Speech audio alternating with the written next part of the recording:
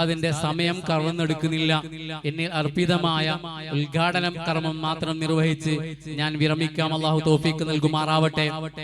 മുഅ്മിനീങ്ങളെ, അല്ലാഹു സുബ്ഹാനഹു വ തആല അവന്റെ പവിത്രമായ ഖുർആനിൽ ഒരു കാര്യം ഓർമ്മപ്പെടുത്തുകയാണ്.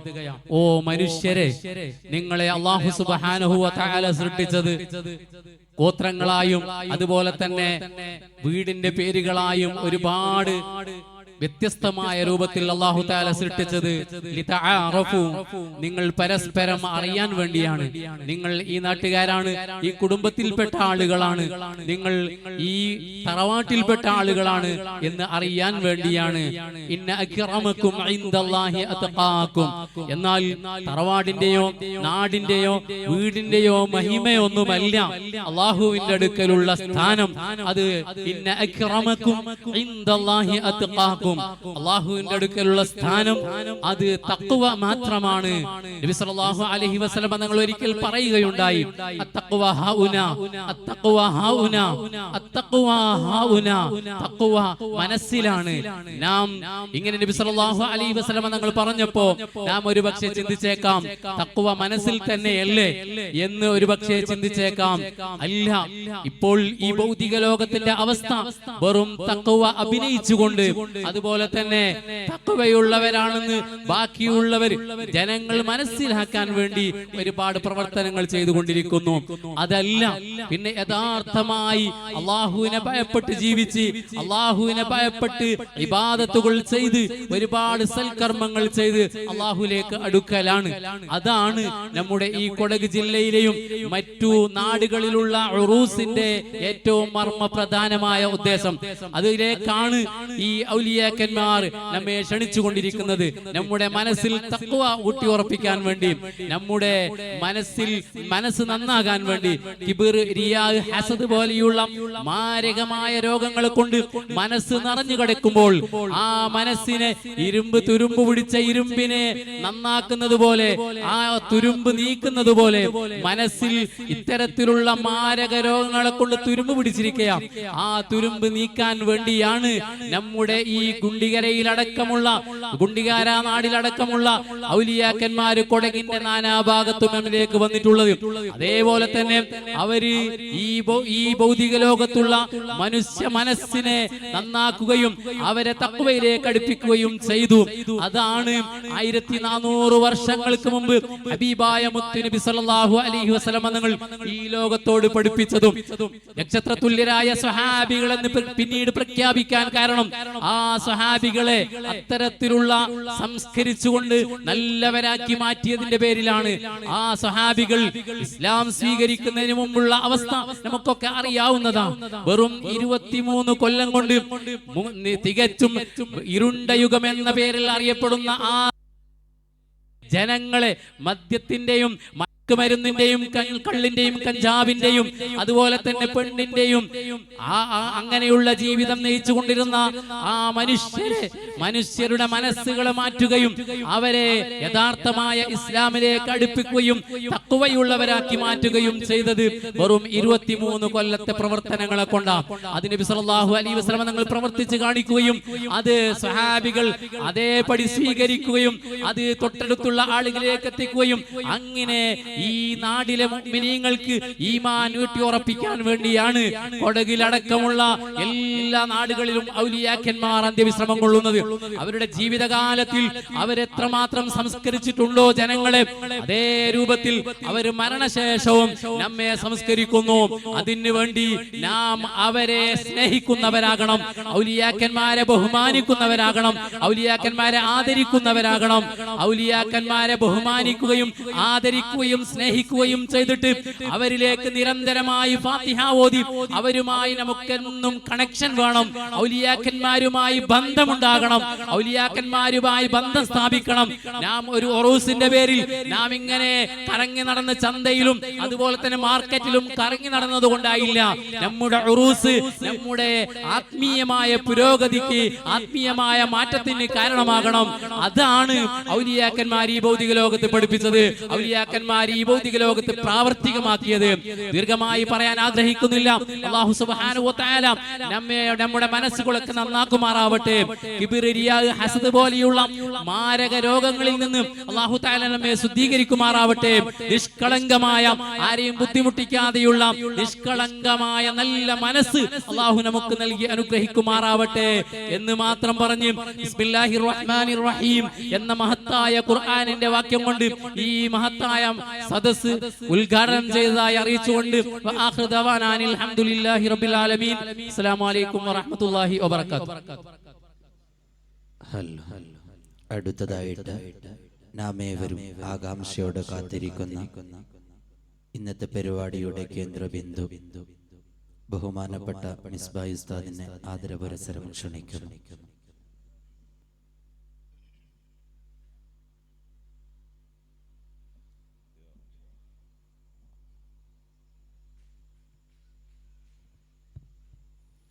السلام عليكم ورحمة الله وبركاته. بسم الله عظيم القدرة والسان سديد البطش والبرهان حافظ الدين والقرآن بسم الله ما شاء الله كان بسم الله ما شاء الله كان بسم الله ما شاء الله كان وما لم يشأ لم يكن ولا حول ولا قوة إلا بالله العلي العظيم. أعلم أن الله على كل شيء قدير وأن الله قد أحاط بكل شيء علما. اللهم إني أعوذ بك من شر نفسي ومن شر كل دابة أنت آخذ بناصيتها إن ربي على صراط مستقيم. الحمد لله نحمده ونستعينه ونؤمن به ونتوكل عليه ونعوذ بالله من شرور أنفسنا ومن سيئات أعمالنا. من يهده الله فلا مضل له ومن يضلله فلا هادي له.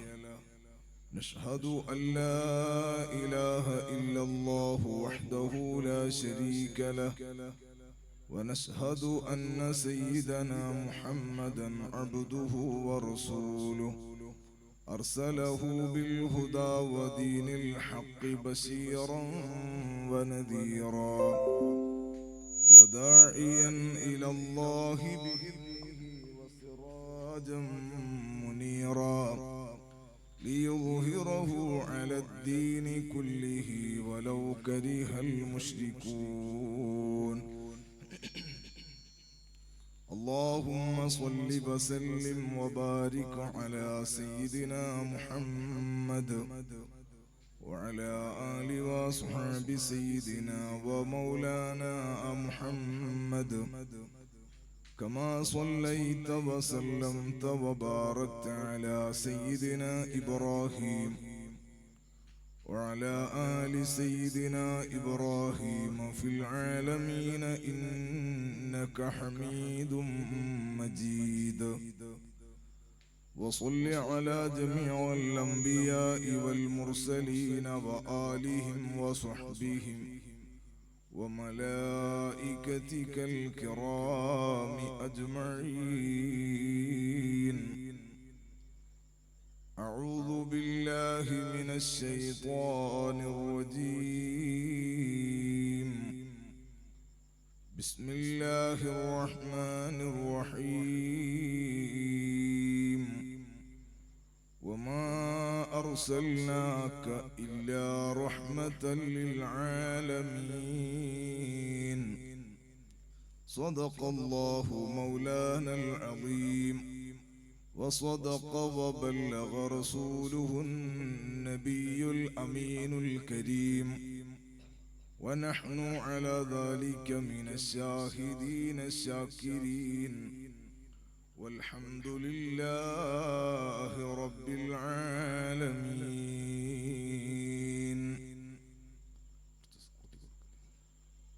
بلغ العلا بكماله كشف الدجى بجماله حسنت جميع خصاله صلوا عليه وآله. يا صاحب الوقت جبهتي تحت نعالكم أعظ بحكم نيابة عنكم. يا صاحب البغداد كلي حاضري يا مطلب الحاجات عبد القادر. يا صاحب الأجمير كلي ناصري يا مطلب الحاجات خجا سنجري. يا صاحب المدبور كلي حافظي يا مطلب الحاجات سيم الولي. وبحمزة الكرار عم المصطفى أسد الإله وسيد الشهداء معيني كن معينا لي وعونا يا أبا الفضل دواما غير منفصل ولي الهند أجميري صلاة الله سلام الله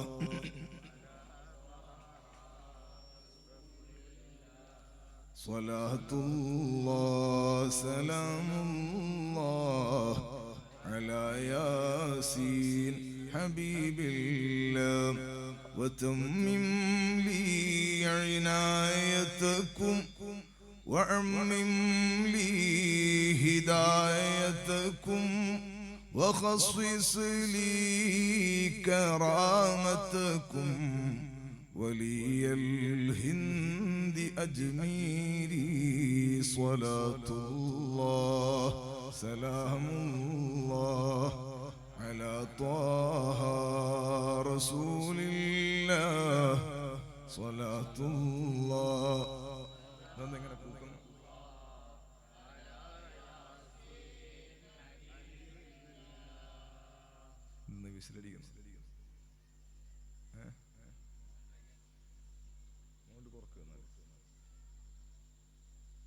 അല്ലാഹു ജല്ല ജലാലുഹു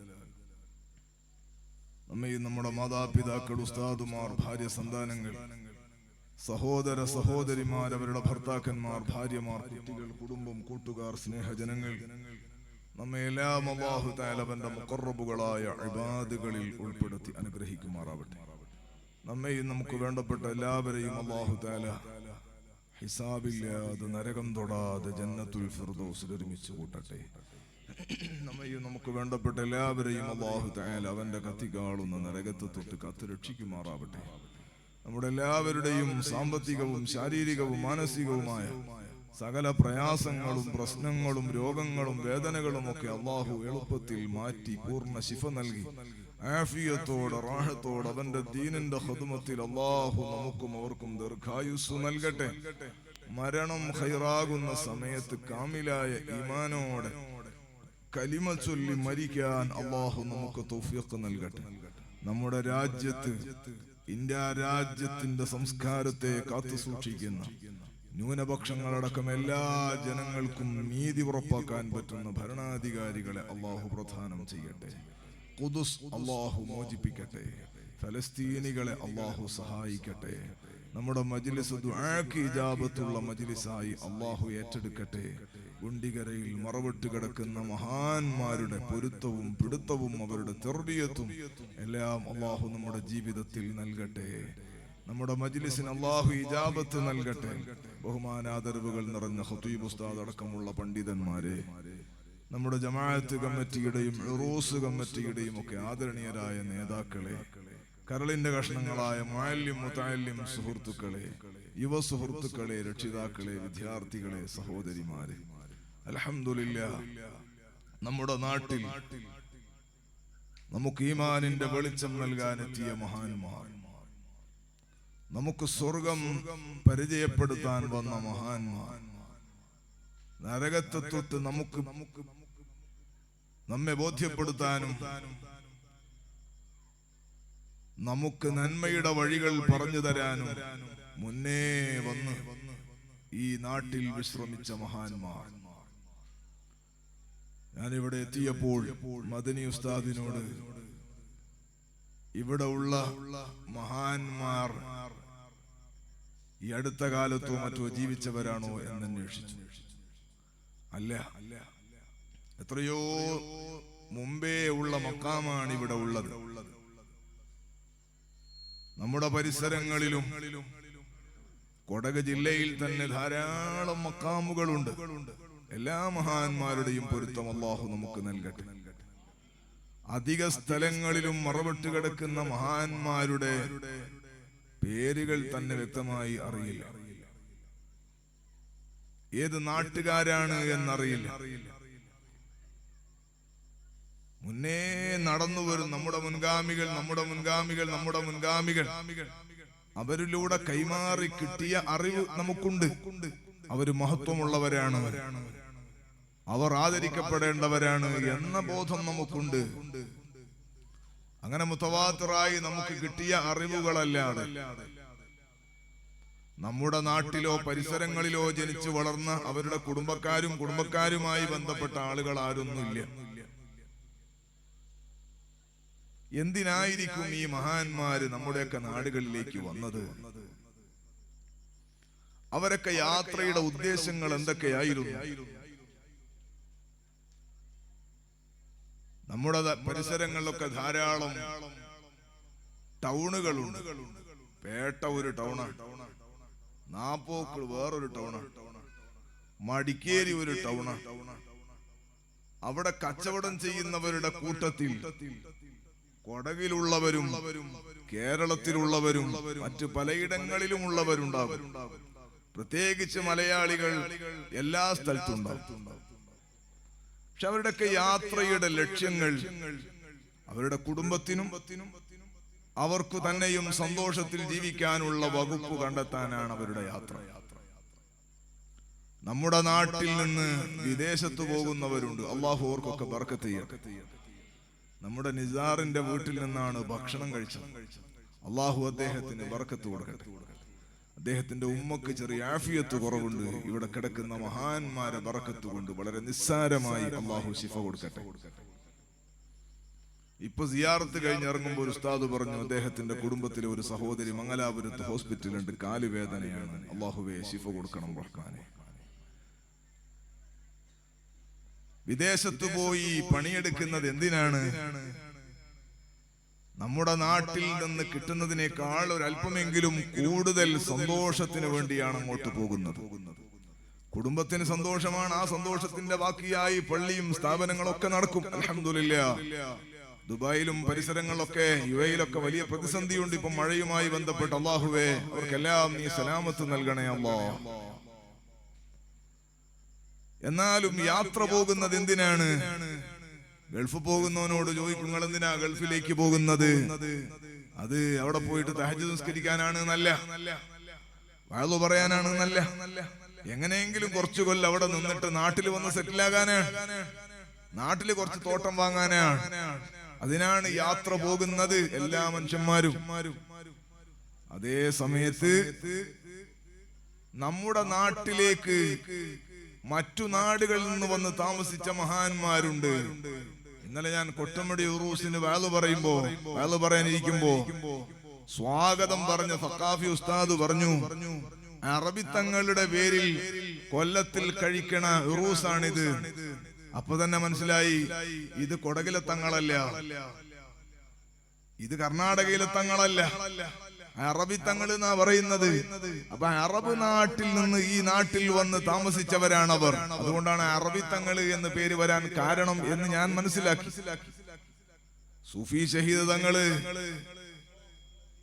നമ്മുടെ കൊടക് ജില്ലയുടെ സാരഥിയായി ആത്മീയ നേതൃത്വമായി ഈ നാട്ടിൽ ഇപ്പോഴും ആത്മീയമായി നമുക്ക് നേതൃത്വം നൽകി ജീവിക്കുമ്പോൾ അവർ ഈ കൊടകിൽ ജനിച്ചവരോ കർണാടകയിലോ രാജ്യത്തോ ജനിച്ചവരോ അല്ല.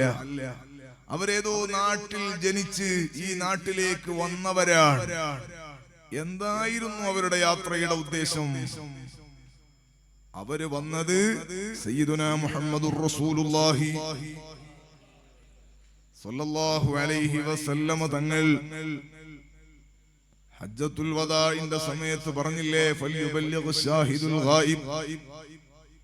ഇവിടെ ഹാജറായ ആൾ മറ്റുള്ള ആളുകൾക്ക് ഈ മെസ്സേജ് എത്തിക്കണമെന്ന് പറഞ്ഞില്ലേ?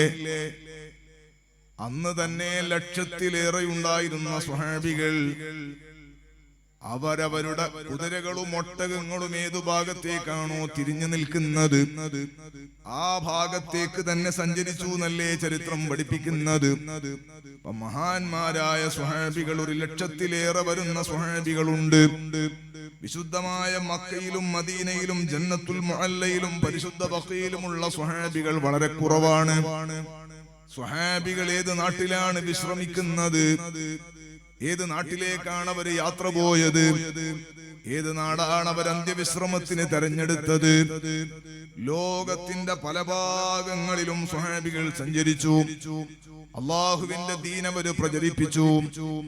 നിങ്ങൾ നോക്കൂ, ആ വഴിയിൽ താബിഈങ്ങളും തബഉ താബിഈങ്ങളും മൗലിയാക്കളും മഹാന്മാർ ആരിഫീങ്ങളെല്ലാം അല്ലാഹു സുബ്ഹാനഹു വ തആലക്ക് വേണ്ടി ജീവിച്ചവർ, അള്ളാഹുവിന്റെ പൊരുത്തത്തിന് വേണ്ടി മാത്രം ജീവിച്ചവർ. മറ്റൊരു ലക്ഷ്യവും അവരുടെ ജീവിതത്തിലില്ല. കുടുംബങ്ങളെയും കുട്ടികളെയും എല്ലാറ്റിനെയും അള്ളാഹുവിന്റെ പൊരുത്തത്തിന് വേണ്ടി മാറ്റിയങ്ങ് വെച്ച് ഇറങ്ങിയവർ.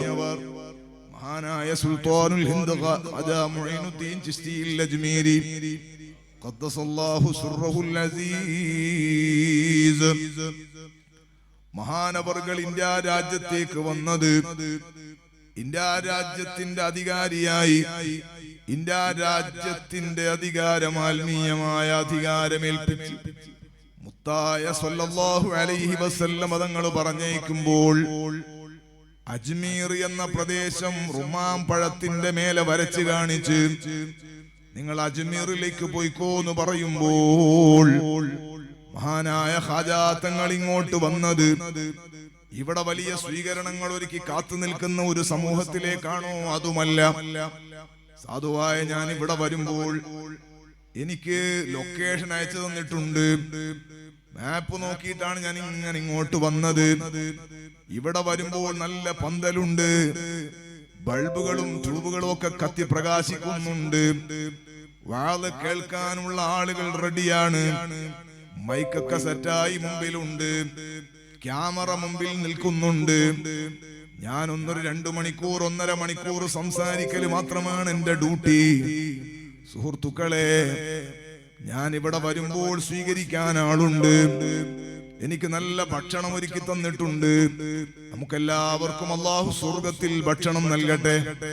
നമ്മിൽ നിന്ന് മരണപ്പെട്ടവർക്കും അല്ലാഹു സ്വർഗത്തിൽ ഭക്ഷണം നൽകട്ടെ.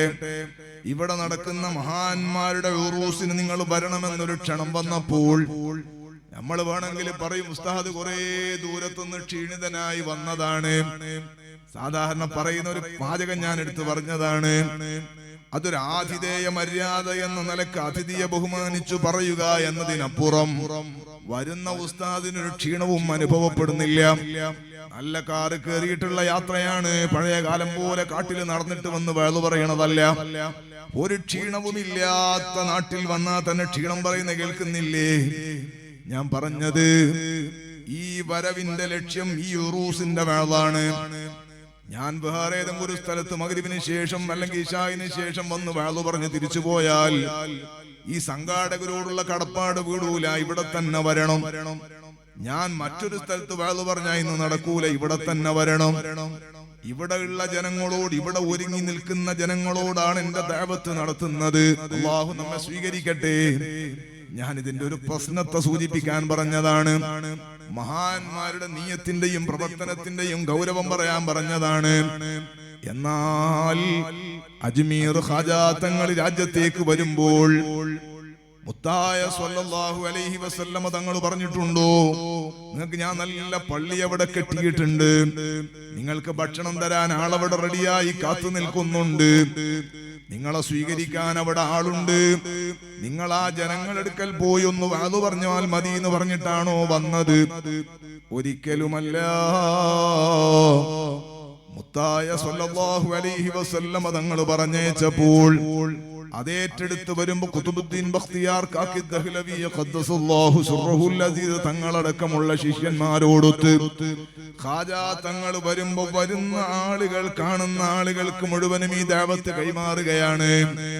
വഴി കണ്ട ആളോട് വഴി ചോദിക്കുന്നതിന് പകരം അവർക്ക് ദഅവത്ത് കൈമാറുകയാണ്.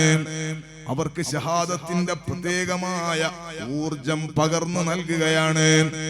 ലാ ഇലാഹ ഇല്ലല്ലാഹ് വിശുദ്ധമായ കലിമത്ത് കൈമാറിക്കൊണ്ടാണ് അവരുടെ യാത്ര. പ്രത്യേകമായ ആളൊന്നുമില്ല, ഒരുക്കി കൂട്ടി ഒരു ജനങ്ങളോട് മാത്രം വാത് പറയാൻ വന്നതല്ല, മറിച്ച് കണ്ടവരോട് അവരുടെ പ്രതികരണം എങ്ങനെയാണ് എന്നറിയില്ല. അവരേത് നിലക്കാണ് പ്രതികരിക്കുക, കല്ലെടുത്തെറിയുമോ വെള്ളം തരുമോ എന്ന് നിശ്ചയമില്ല, കൂക്കി വിളിക്കുമോ സ്വീകരിക്കുമോ എന്നുറപ്പില്ല. ആ ജനതയോടാണ് വന്നിട്ട് ദഅവത്ത് നടത്തുന്നത്. സുഹൃത്തുക്കളെ, നമ്മുടെ നാട്ടിൽ വന്ന് വിശ്രമിക്കുന്ന മഹാന്മാർ, ആ മഹാന്മാര് വന്നത് ഒരു ടീമിനെ നന്നാക്കാൻ വേണ്ടിയല്ല, കാണുന്നവരോട് അല്ലാഹുവിനെ കുറിച്ച് പരിചയപ്പെടുത്തിയവരാണവർ. അല്ലാഹുവിന്റെ ഹബീബ് സ്വല്ലല്ലാഹു അലൈഹി വസല്ലം തങ്ങളെ കുറിച്ച് ബോധ്യപ്പെടുത്തിയവരാണ് ആ മഹാന്മാർ. അവരുടെ ദഅവത്ത് എന്ന് പറയുന്നത് അത് നമ്മുടെ ദഅവത്ത് പോലെയല്ല. അവർ അല്ലാഹുവിന്റെ കലിമത്തിൽ തകൂന കലിമത്തുല്ലാഹി ഹിയൽ ഉൽയാ, അല്ലാഹുവിന്റെ കലിമത്ത് ഉയരാനുള്ള ഒറ്റ ലക്ഷ്യത്തിലാണ് അവരുടെ യാത്ര, ഒരൊറ്റ ലക്ഷ്യത്തിലാണ് അവരുടെ സഞ്ചാരം.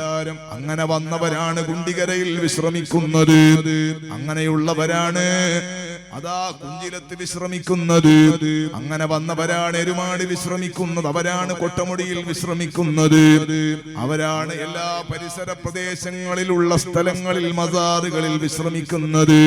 കച്ചവടത്തിന് വന്ന് വഴിയെന്ന് മരിച്ചവരല്ല, അല്ലാഹുവിന്റെ ദീന് പരിചയപ്പെടുത്താൻ വേണ്ടി വന്നവരാണ്. ആ മഹാന്മാരുടെ ഉറൂസിലാണ് നാം ഉള്ളത്.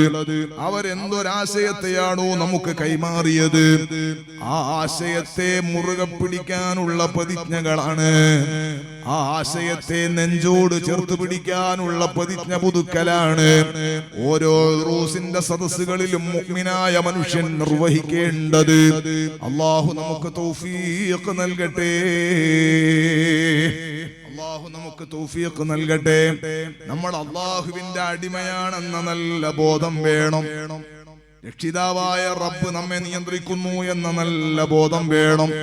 അല്ലാഹു സുബ്ഹാനഹു വ തആല എന്ത് ലോകത്ത് നടപ്പിലാക്കുന്നു അത് മാത്രമേ നടക്കൂ എന്ന വിശ്വാസം വേണം. അതുമാത്രമാണ് ഈമാനിന്റെ കാതല്. അതില്ലാത്തൊരു ഈമാനില്ലല്ലോ. അല്ലാഹു നമ്മുടെ ഈമാന് ബലപ്പെടുത്തി തരട്ടെ. ലോകം അങ്ങനെ കറങ്ങിക്കൊണ്ടിരിക്കുകയാണ്. നമ്മുടെ നിശ്ചയങ്ങൾക്കും തീരുമാനങ്ങൾക്കും അപ്പുറം ലോകം അങ്ങനെ കറങ്ങിക്കൊണ്ടിരിക്കുകയാണ്. നോമ്പെല്ലാം കഴിഞ്ഞു, പെരുന്നാളൊക്കെ കഴിഞ്ഞു, ഇപ്പൊ ശവ്വാലും കഴിയാറായി, ഹജ്ജിന്റെ സമയം അടുത്തടുത്തു വരികയാണ്. ഹാജിമാർക്ക് അല്ലാഹു തആല റഹ്മത്ത് ചെയ്യട്ടെ, നമുക്കും ഹജ്ജിനെത്താൻ അല്ലാഹു അവസരം നൽകട്ടെ. ഈ സദസ്സിൽ ഹജ്ജിന് പോകുന്ന ആളുണ്ടോ? ഈ നാട്ടിൽ നിന്ന് ആരെങ്കിലും ഹജ്ജിന് പോകുന്നുണ്ടോ? എല്ലാ കൊല്ലവും ഹജ്ജിന് ആരെങ്കിലും എല്ലാം പോണം. അതൊരു ബറക്കത്താണ്. അല്ലാഹു തആല നമുക്ക് തൗഫീഖ് നൽകട്ടെ. വിദൂരമല്ലാത്ത ഭാവിയിൽ അടുത്ത വർഷം തന്നെ ഹജ്ജിന് പോകാൻ അള്ളാഹു നമുക്ക് അവസരം നൽകട്ടെ. ഈ സദസ്സിലിരിക്കുന്ന മുഴുവൻ ആളുകൾക്കും ഹജ്ജ് ലാസിമാക്കി ഹജ്ജ് ചെയ്യിപ്പിച്ചിട്ടല്ലാതെ നീ മരിപ്പിക്കരുതേ അല്ലാഹ്. ഒരു ഡൗട്ട് ഉണ്ടോ ആമീൻ പറയാൻ വേണ്ടി? ചില അടുത്തോല്ലെന്ന് പറയുമ്പോ അടുത്ത് പോയി എന്നൊരു ഡൗട്ട് ഉണ്ട്. അങ്ങനെ ഇല്ല, ആമീൻ പറയുമ്പോ ഉറച്ച് പറയണം, കിട്ടുമെന്ന് പറഞ്ഞിട്ട് കരുതിയിട്ട് പറയണം. അള്ളാഹു തരും, അള്ളാഹു തൗഫീഖ് നൽകട്ടെ. തരാൻ വേണ്ടിയിട്ട് കഴിയാത്തവനോട് ചോദിക്കുമ്പോഴേ പേടിച്ച് ചോദിക്കണ്ടുള്ളൂ. തരാൻ വേണ്ടിയിട്ട് താല്പര്യക്കുറവുള്ളവൻ, തരാൻ വേണ്ടിയിട്ട് പിശുക്കുള്ളവനോട് ചോദിക്കുമ്പോഴേ അങ്ങനെ ഒരു ഡൗട്ടിൽ ചോദിക്കണ്ടുള്ളൂ. നമ്മളെ നാട്ടിൽ വലിയൊരു പൈസക്കാരൻ, എല്ലാ പൈസക്കാർക്കും അള്ളാഹു ബർക്കത്ത് ചെയ്യട്ടെ. സാധുക്കൊക്കെ ഒരു പ്രയാസം ഉണ്ടോ? പൈസക്കാർക്ക് എപ്പോ ഉസ്താദ്മാർ ദ്വാരക്കും, പാവപ്പെട്ടവർക്ക് ദ്വാരക്കൂല. അങ്ങനെയില്ല, എല്ലാവർക്കും അള്ളാഹു ബർക്കത്ത് ചെയ്യട്ടെ. പൈസക്കാർക്ക് ദ്വാരക്കുന്ന ഓറ് പിന്നെയും പൈസ ഉണ്ടാലോണം കൊടുക്കും. പാവപ്പെട്ടവർ പൈസക്കാരനാണ്, അള്ളാഹു ബർക്കത്ത് ചെയ്യട്ടെ. നമ്മളെല്ലാം അള്ളാഹു ഗനിയാക്കട്ടെ. ഏറ്റവും വലിയ പൈസക്കാരൻ ആരാന്നറിയോ? ഉള്ളതുകൊണ്ട് മതിയാകുന്നവനാണ്. നമ്മൾ വിചാരിക്കും ഏറ്റവും വലിയ പൈസക്കാരനാണ് യൂസുഫ് അലിയാണ്. അതൊന്നല്ല, അയാൾ ഇപ്പോഴും പീഡ തുടങ്ങിക്കൊണ്ടേയിരിക്കുക. എല്ലാ പൈസക്കാരും പീഡ തുടങ്ങിക്കൊണ്ടിരിക്കല്ലേ. ഗനിയാരാണ്? ഉള്ളത് കൊണ്ട് മതിയാകുന്നവനാണ്. അപ്പോ എനിക്കൊരു ചെറിയ പീടിയുണ്ട്, അൽഹംദുലില്ലാഹ്. എനിക്കല്ല, ഉദാഹരണം പറഞ്ഞത്. ഒരു ചെറിയ കടയുണ്ട്, അതുകൊണ്ട് ഭാര്യക്കും മക്കും കുടുംബത്തിനൊക്കെ സന്തോഷത്തോടെ ജീവിക്കാം. അത്യാവശ്യം പള്ളിക്കെല്ലാം സംഭാവനയും കൊടുക്കാം. അത് മതിന്ന് കരുതി ജീവിക്കുന്നവനാണ് വലിയ പൈസക്കാരൻ. മറ്റവൻ അപ്പുറം പിന്നെ തുടങ്ങല്ലേ. അള്ളാഹു തആല നമുക്ക് ബർക്കത്ത് ചെയ്യട്ടെ. അള്ളാഹു നമുക്ക് ഗിനൻ നഫ്സ് നൽകട്ടെ. എല്ലാ ഖൈറും അള്ളാഹു നൽകട്ടെ. നമ്മുടെ നാട്ടിലെ വലിയൊരു പൈസക്കാരൻ, ആ പൈസക്കാരൻ നല്ല ധർമ്മിഷ്ഠനാണ് എന്നാ എല്ലാരും പറയുന്നത്. അപ്പോ നാട്ടുകാരും കമ്മിറ്റിക്കാരും പ്രധാനപ്പെട്ട ആളുകളെ മുമ്പിൽ ഒരു വലിയ വിഷയമെത്തിയപ്പോൾ കുറച്ച് പ്രധാനപ്പെട്ട ആളുകൾ അദ്ദേഹത്തെ കാണാൻ വേണ്ടി പോയി. ഉസ്താദിനെയും കൂട്ടിയിട്ട് ഒരു പെൺകുട്ടിയുടെ കല്യാണമാണ്, പ്രധാനപ്പെട്ട വിഷയമാണ്. അദ്ദേഹം 50,000 ഉറുപ്പിക കൊടുത്തു. അൽഹംദുലില്ലാഹ്, തർക്കമില്ലാത്ത പൈസയാണ്. നല്ലോണം ദ്വാരന്നു, ഉഷാറായി. 2 ആഴ്ച കഴിയുമ്പോഴാണ് കിഡ്നി രോഗിയായ വേറൊരാളുടെ പ്രശ്നം എത്തിയത്. അപ്പോഴും അദ്ദേഹത്തെ സമീപിച്ചു. അയാൾ 20,000 രൂപ കൊടുത്തു. പിന്നെയും അതേ മാസത്തിന്റെ ലാസ്റ്റ് ഭാഗത്ത് 2 ആഴ്ച കഴിഞ്ഞപ്പോൾ വേറൊരു പ്രധാനപ്പെട്ട വിഷയം വന്നു. ഏതായാലും അയാളെ സമീപിക്കുന്ന എല്ലാരെയും സമീപിക്കുന്ന കൂട്ടത്തിൽ അയാളെയും സമീപിച്ചപ്പോൾ അയാൾക്ക് അന്ന് കണ്ടൊരു ഇൻട്രസ്റ്റ് കാണാനില്ല. അയാളൊരു 5,000 രൂപ കൊടുത്തു. 1 മാസം കഴിഞ്ഞപ്പോൾ പിന്നെയും ഒരു പ്രശ്നം വന്നു. ആ പ്രശ്നത്തിനും അയാളെ സമീപിക്കുമ്പോൾ കോളിംഗ് ബെല്ലടിച്ച് തുറക്കാൻ കുറച്ച് കഴിഞ്ഞിട്ടാണ് തുറന്നത്. അയാള് പറയുന്നു 2 മാസത്തേക്ക് നിങ്ങൾ 4-5 പ്രാവശ്യമായി വരുന്നു എന്ന് സൂചിപ്പിക്കുകയാണ്. എന്നിട്ട് 1,000 അയാൾ കൊടുക്കുന്നത്. അതിന്റെ അർത്ഥം എന്താണ്? ഇനി വന്നാ നിങ്ങൾക്ക് കിട്ടൂല എന്നാണ്.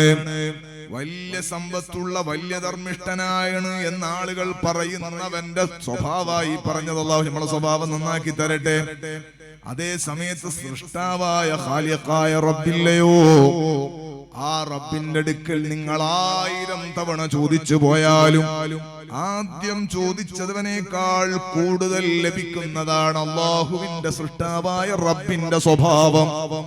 ഖാലിഖിന്റെയും ഖൽഖിന്റെയും ഇടയിലുള്ള വ്യത്യാസം എന്താണ്? ചോദിക്കുന്നവനോട് കൂടുതൽ സ്നേഹം കൂടുകയാണ് ഖാലിഖായ റബ്ബിന്. ചോദിക്കുന്നവനോട് ഇഷ്ടം കുറഞ്ഞു വരികയാണ് ഖൽഖിന്. അതാണ് സൃഷ്ടിയുടെയും സൃഷ്ടാവിന്റെയും ഇടയിലുള്ള വ്യത്യാസം. അതുകൊണ്ട് അടുത്ത പ്രാവശ്യം തന്നെ ഹജ്ജിന് പോകാൻ വേണ്ടി ദ്വാരക്കുമ്പോ അത് നടക്കുമെന്ന് നമ്മൾ ആമീൻ പറയുമ്പോ ശങ്കപ്പെടേണ്ടതില്ല, ശങ്കിക്കേണ്ടതില്ല. അർഹമുർ റഹീമായ റബ്ബ് സുബ്ഹാനഹു വ തആല നമ്മുടെ നാട്ടിൽ വിശ്രമിക്കുന്ന മഹാന്മാരുടെ ബറക്കത്ത് കൊണ്ട് അല്ലാഹു നമുക്ക് ഹജ്ജിനെത്താൻ കുടുംബസമേതം അവസരം തരണേ അല്ലാഹ്. ഹറം കാണാതെ മുത്തുനബി സ്വല്ലല്ലാഹു അലൈഹി വസല്ലമ തങ്ങളെ സിയാറത്ത് ചെയ്യാതെ ഞങ്ങൾ ആരുടെയും റൂഹ് പിടിക്കരുതേ അല്ലാഹ്. നമ്മുടെ നാട്ടിൽ നിന്ന് ഒരാൾ ഹജ്ജിന് പോവുകയാണ് എന്ന് സങ്കല്പിക്കുക. ഹജ്ജിന് പോകുന്ന ആളുകൾ നമ്മുടെ കുടുംബത്തിലൊക്കെ പരിസരങ്ങളിലൊക്കെ ഉണ്ടാകും. നമ്മുടെ നാട്ടിൽ നിന്ന് പോകുന്നില്ലെങ്കിലും അവർ യാത്ര പറയാൻ ചിലപ്പോ നമ്മുടെ നാട്ടിൽ പലരുടെ അടുക്കലും വരാൻ സാധ്യതയുണ്ട്. ഹജ്ജ് എന്ന് പറഞ്ഞാൽ എന്താണ്? അത് അല്ലാഹുവിന്റെ വീട് സന്ദർശിക്കലാണ്. ആർക്കാണ് ആ സന്ദർശനത്തിന് അനുമതിയുള്ളത്? അല്ലാഹു പ്രത്യേകമായി ക്ഷണിച്ചവർക്ക് മാത്രമാണ് അങ്ങോട്ട് പോകാൻ കഴിയാം. പൈസക്കാരനായതുകൊണ്ട് പോകാൻ പറ്റണമെന്നില്ല, ആരോഗ്യമുള്ളവർക്ക് പോകാൻ കഴിയണമെന്നില്ല. എല്ലാ 10-25 കൊല്ലം സൗദിയിൽ തന്നെ ജോലി ചെയ്ത ആളാണ്, ഹജ്ജ് ചെയ്യാൻ പറ്റണമെന്നില്ല. അല്ലാഹു ക്ഷണിച്ചു ഇബ്രാഹിം നബി അലൈഹിസ്സലാത്തു വസ്സലാമിന്റെ നാവിലൂടെ. ആ വിളിക്ക് ഉത്തരം നൽകി പോകാൻ അല്ലാഹു കണക്കാക്കിയ നിശ്ചയിച്ച ആളുകളുണ്ട്. അവര് ഭാഗ്യമുള്ളവരാണ്. സുഹൃത്തുക്കളെ, ഹജ്ജിന് പോകുന്നവരുടെ ലക്ഷ്യം എന്താണ്? 4.5 ലക്ഷം രൂപ കൊടുത്തിട്ട് അയാള് 45 ദിവസത്തേക്ക് ഹജ്ജിന് പോവുകയാണ്. ഹജ്ജിന് പോകുന്നവന്റെ ലക്ഷ്യം ഹാജിന്ന് വിളിക്കലല്ല, മറിച്ച് ഹജ്ജ് ചെയ്തവർക്ക് അല്ലാഹുവിന്റെ ഹബീബ് സ്വല്ലല്ലാഹു അലൈഹി വസല്ലം തങ്ങൾ പറഞ്ഞ ഒരു ഓഫർ ഉണ്ട്. ഹജ്ജത്തും മബ്റൂറത്തുൻ ലൈസ ലഹാ ജസാഉൻ ഇല്ലൽ ജന്ന. സ്വർഗ്ഗമാണ് ഹജ്ജിന് പ്രതിഫലമെന്ന് മുത്ത് നബി സ്വല്ലല്ലാഹു അലൈഹി വസല്ലം തങ്ങൾ പറഞ്ഞിട്ടുണ്ട്. അപ്പൊ അതിനു വേണ്ടിയാണ് അങ്ങോട്ട് പോകുന്നത്. ഹജ്ജ് കഴിഞ്ഞിട്ട് നല്ല റാഹത്തോടെ ഇഹ്റാമിൽ നിന്ന് വിരമിക്കുമ്പോൾ, തഹല്ലുലാകുമ്പോൾ, ഉമ്മ പ്രസവിച്ച ദിവസം ഏതു പ്രകാരം ഒരു കുഞ്ഞിന്റെ കൽബ് സ്ഫടിക സമാനമാണോ, തിളക്കമുള്ളതാണോ, കുറ്റമില്ലാത്ത കൽബാണോ, അതുപ്രകാരം കുഞ്ഞുങ്ങളുടെ കൽബ് പോലെ മുഅ്മിനീങ്ങളെ കൽബ് കുറ്റമില്ലാത്തതാകുമെന്ന് മുഹമ്മദുർ റസൂലുള്ളാഹ്. ആ ഒരു സ്റ്റാൻഡേർഡ് കിട്ടാനാണ് ഹജ്ജിന് പോകുന്നത്. നിങ്ങൾ നോക്കൂ, ഹജ്ജ് ചെയ്യുന്ന സമയത്താണ് ഒരാൾ മരിച്ചു പോകുന്നതെങ്കിൽ, ഇഹ്റാമിലാണ് ഒരാൾ മരിക്കുന്നതെങ്കിലോ, ആ മരിച്ച മനുഷ്യനെ നാളെ മരിച്ചിട്ട് കുളിപ്പിച്ച് കഫൻ ചെയ്ത് ഖബറടക്കിയാൽ, ഇഹ്റാമിലാണ് അയാൾ മരിക്കുന്നത്. ഇഹ്റാമിൽ മരിച്ചിട്ടാണ് ഖബറടക്കുന്നത്. ഓരോരുത്തരും ഖബറടക്കിയാൽ ഖബറിന്റെ ഉള്ളിൽ നിന്ന് ചോദ്യം വരുമല്ലോ, മൻ റബ്ബുക വമൻ നബിയുക വമാ ദീനുക. ചോദ്യം ഇങ്ങനെ വരുന്ന സമയത്ത് അല്ലാഹു റബ്ബി വ മുഹമ്മദുൻ നബി വൽ ഇസ്ലാമു ദീനി മറുപടി പറയുമല്ലോ. ഈമാനുള്ളവർ ഉത്തരം ചെയ്യുമല്ലോ. അതേ സമയത്ത് ഇഹ്റാമിലുള്ള മനുഷ്യനാണ് മരിച്ചിട്ട് ഖബറിൽ കിടക്കുന്നതെങ്കിൽ അവന്റെ അടുക്കൽ വന്നിട്ട് മുൻകർ നകീർ അലൈഹിസ്സലാം മൻ റബ്ബുക വമൻ നബിയുക ഇത്യാദി ചോദ്യങ്ങൾ ചോദിക്കുമ്പോ അവരതിനു മറുപടി പറയാതെ ലബ്ബൈക അല്ലാഹുമ്മ ലബ്ബൈക ലബ്ബൈക ലാ ശരീക ലക ലബ്ബൈക ഇന്നൽ ഹംദ വൻ നിഅമത ലക വൽ മുൽക് ലാ ശരീക ലക. അല്ല മലക്കുകളെ, നിങ്ങൾ എന്തൊരു ചോദ്യമാണ് ഈ ചോദിക്കുന്നത്? ആകാശഭൂമിയെ സൃഷ്ടിച്ച് പരിപാലിക്കുന്ന സർവലോക സൃഷ്ടിസ്ഥിതി സംഹാരകർത്താവും സർവഗുണ സമ്പൂർണനുമായ അജയ്യനും പ്രതാപശാലിയുമായ അല്ലാഹ്, ആ റബ്ബ് സുബ്ഹാനഹു വ തആല അവന്റെ വീട് നിർമ്മിക്കാൻ ഖലീലായ തങ്ങളോട് പുനർനിർമ്മാണത്തിന് ആഹ്വാനം ചെയ്തിട്ട്, ഖലീലായ തങ്ങളും പ്രിയപ്പെട്ട മകനും കൂടി കഅബാലയം പുനർനിർമ്മിച്ചിട്ട്, അല്ലാഹുവിന്റെ നിർദ്ദേശപ്രകാരം കഅബ കാണാൻ ആളുകളെ ക്ഷണിച്ചിട്ട്, ഞാൻ ആ ദഅവത്തിന് ഉത്തരം നൽകിയിട്ട് തൽബിയത്ത് ചൊല്ലി പോകുമ്പോഴാണ് ഞാൻ മരിച്ചിട്ട് ഖബറിലെത്തിയത്. അള്ളാന്റെ അതിഥിയായിട്ട് അള്ളാന്റെ വീട്ടിലേക്ക് വന്ന എന്നോട് നിങ്ങളെ റബ്ബാരാന്ന് ചോദിക്കുകയാണോ? ഇഹ്റാമിൽ മരിച്ചവർ ഖബറിൽ ചോദ്യം ചെയ്യപ്പെടുമ്പോൾ തൽബിയത്ത് മറുപടിയായി പറയുമെന്ന് മുത്ത് മുഹമ്മദുർ റസൂലുള്ളാഹ്. നാളെ മഹ്ശറയിലേക്ക് ഒരുമിച്ച് കൂട്ടപ്പെടുന്ന സമയം, അതാ രണ്ടാമത്തെ ഊത്തുകൊണ്ട് എല്ലാവരും പുനർജീവിപ്പിക്കപ്പെട്ട് മഹ്ശറയിൽ ഒരുമിച്ച് കൂട്ടപ്പെടുന്ന സമയം, ഒരു ഭാഗത്തുനിന്ന് വല്ലാതെ ശബ്ദത്തിൽ ഇങ്ങനെ കേൾക്കുന്ന ലബ്ബൈക അല്ലാഹുമ്മ ലബ്ബൈക. ഇഹ്റാമിൽ മരിച്ചവർ തൽബിയത്തോടെ മഹ്ശറയിൽ ഒരുമിച്ച് കൂട്ടപ്പെടുമെന്ന് മുഹമ്മദുർ റസൂലുള്ളാഹ് സ്വല്ലല്ലാഹു അലൈഹി വസല്ലം. അത്ര ബഹുമാനമുണ്ട് ഇഹ്റാമിന്, അത്ര ബഹുമാനമുണ്ട് ഹാജിയാർക്ക്.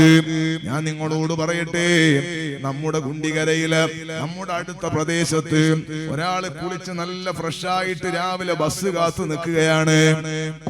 അയാളോട് ചോദിക്കാൻ നിങ്ങൾ എവിടെയാ പോകുന്നത്?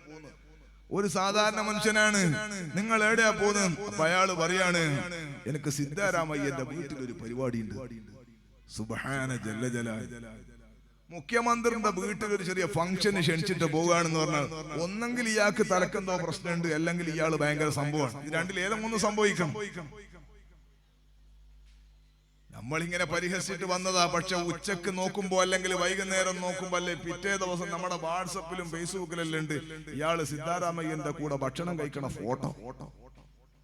അയാള് നമ്മുടെ നാട്ടിലെത്തിയാൽ എന്തായിരിക്കും അയാളെ ബഹുമാനം? നിങ്ങൾ അയാളെ പരിഹസിച്ച് ചിരിക്കുവോ? അയാൾക്ക് എന്തൊരു ബഹുമാനമായിരിക്കും, അയാൾക്ക് എന്തൊരു ആദരവായിരിക്കും. ഇയാളൊരു സംഭവമല്ലേ? മുഖ്യമന്ത്രി എന്ന് പറയുന്നത് അടുത്ത ഇലക്ഷൻ വരെ നീണ്ടു നിൽക്കുമോന്ന് അറിയാത്ത സ്ഥാനമാണ്. പ്രധാനമന്ത്രി എന്ന് പറയുന്നത് 5 കൊല്ലം കൂടുമ്പോ നെഞ്ചിടിപ്പ് കൂടുന്ന പരിപാടിയാണ്. ഏത് മന്ത്രിയും ഏത് MLA-യും ഏത് പഞ്ചായത്ത് ഗ്രാമപഞ്ചായത്ത് മെമ്പറായാലും അയാൾക്ക് ഓരോ ദിവസം കഴിയുമ്പോഴും ഇങ്ങനെ അവധി കുറഞ്ഞു വരികയാണ്. പേടിപ്പെടുത്താത്തൊരു സ്ഥാനവും ദുനിയാവിലില്ല. മുഖ്യമന്ത്രിയല്ല, പ്രധാനമന്ത്രിയല്ല, ആഭ്യന്തരമന്ത്രിയല്ല, ഉപമുഖ്യമന്ത്രിയല്ല, പാർട്ടിയുടെ നേതാവല്ല. ഖുലില്ലാഹുമ്മ മാലിക്കൽ മുൽക്കി തൂത്തിൽ മുൽക മൻ തശാ وتنزع الملك ممن تشاء وتعز من تشاء وتذل من تشاء بيدك الخير. പറയൂ നബിയേ, അല്ലാഹുമ്മ മാലിക്കൽ മുൽക്ക്, അധികാരികൾക്ക് അധികാരം കൊടുക്കുന്ന റബ്ബേ, അധികാരികൾക്ക് മേലെ അധികാരമുള്ള അല്ലാഹ്, തൂത്തിൽ മുൽക മൻ തശാ, നീ ഉദ്ദേശിക്കുന്നവർക്ക് നീ അധികാരം നൽകുന്നു. വതൻസിഉൽ മുൽക മിമ്മൻ തശാ, നീ ഉദ്ദേശിക്കുന്നവർ നീ അധികാരം പെട്ടെന്ന് ഉരിമാറ്റുകയും ചെയ്യുന്നു. അല്ലാഹുവിന്റെ തീരുമാനമാണത്. എത്രയോ പറപറക്കുന്ന രാജാക്കന്മാര്, സ്വേച്ഛാധിപതികളായ ഭരണാധികാരികൾ ലോകത്ത് കഴിഞ്ഞുപോയി. പോക്കിരികളായ തമ്മാടികളായ ഭരണാധികാരികൾ ലോകത്ത് കഴിഞ്ഞുപോയി. അഹ്കമുൽ ഹകീമീനായ റബ്ബിന്റെ തീരുമാനമല്ലാതെ ലോകത്തൊന്നും നടക്കൂല. അതുകൊണ്ട് തന്നെ മുഅ്മിനായ മനുഷ്യനെ ഭയപ്പെടുത്താൻ ഒരാളും ശ്രമിച്ചാ നടക്കൂല. എന്തുകൊണ്ട്? അല്ലാഹുവിന്റെ കലീമായ മഹാനായ കലീമുല്ലാഹി മൂസാ അലൈഹി സ്വലാത്തു വസ്സലാമിന്റെ ജനനത്തെ പ്രവചിച്ചു ഒരു സമൂഹം. നിങ്ങൾ അധികാരം തെറിപ്പിക്കുന്ന കുട്ടി ബനൂ ഇസ്രായേൽ ജനിക്കുന്നുണ്ടെന്ന് ഖിബ്തിയാക്കളിൽപ്പെട്ട ജ്യോത്സ്യന്മാർ അന്നത്തെ സ്വേച്ഛാധിപതിയായ ഫറോവയോട് പറഞ്ഞപ്പോൾ, ആരാണ് ഫറോവ?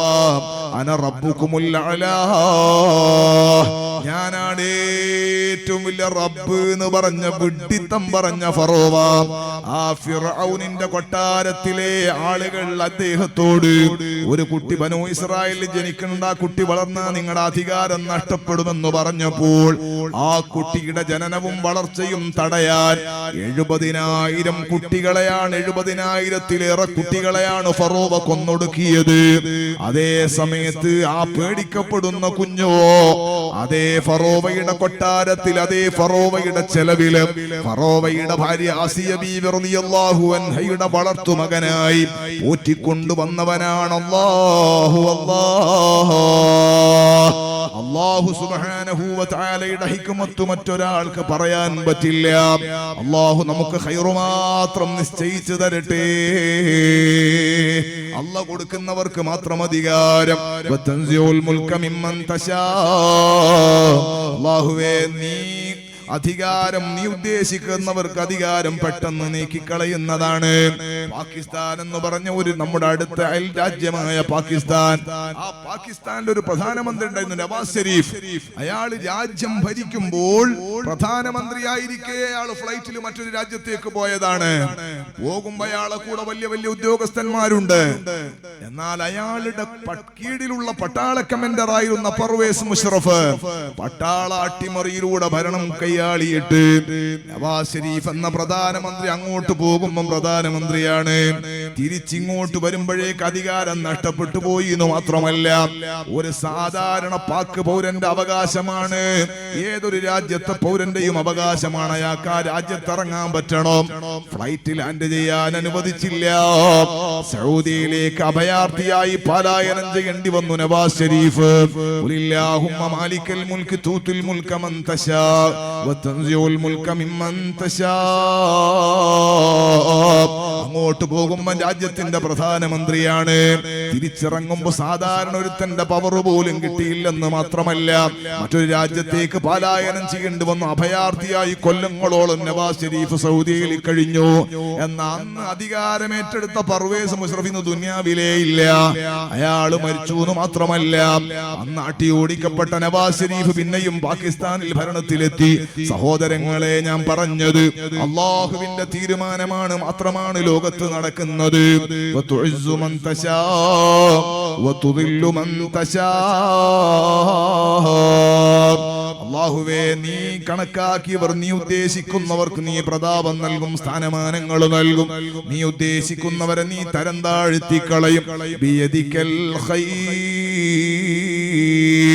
നിന്റെ കയ്യിലാണ്, നിന്റെ അധികാരത്തിലാണ്, നിന്റെ പക്കലാണ് അല്ലാഹ് ഖൈർ മുഴുവനുമുള്ളത്. എങ്ങനെ പറയാനല്ലേ മുത്തുനബിയോടല്ല പറയുന്നത്. ഞാൻ പറയുന്നത്, ഹജ്ജിന് പോകുന്ന ആള് പ്രധാനമന്ത്രിയുടെ ഗസ്റ്റായിട്ട് പോയതല്ല, MLA-യുടെയോ മുഖ്യമന്ത്രിയുടെയോ ഗസ്റ്റായിട്ട് പോകുന്നതല്ല. അൽ ഉമ്മാൽ ഹുജ്ജാജു വൽ ഉമ്മാറു വഫ്ദുല്ലാഹ്.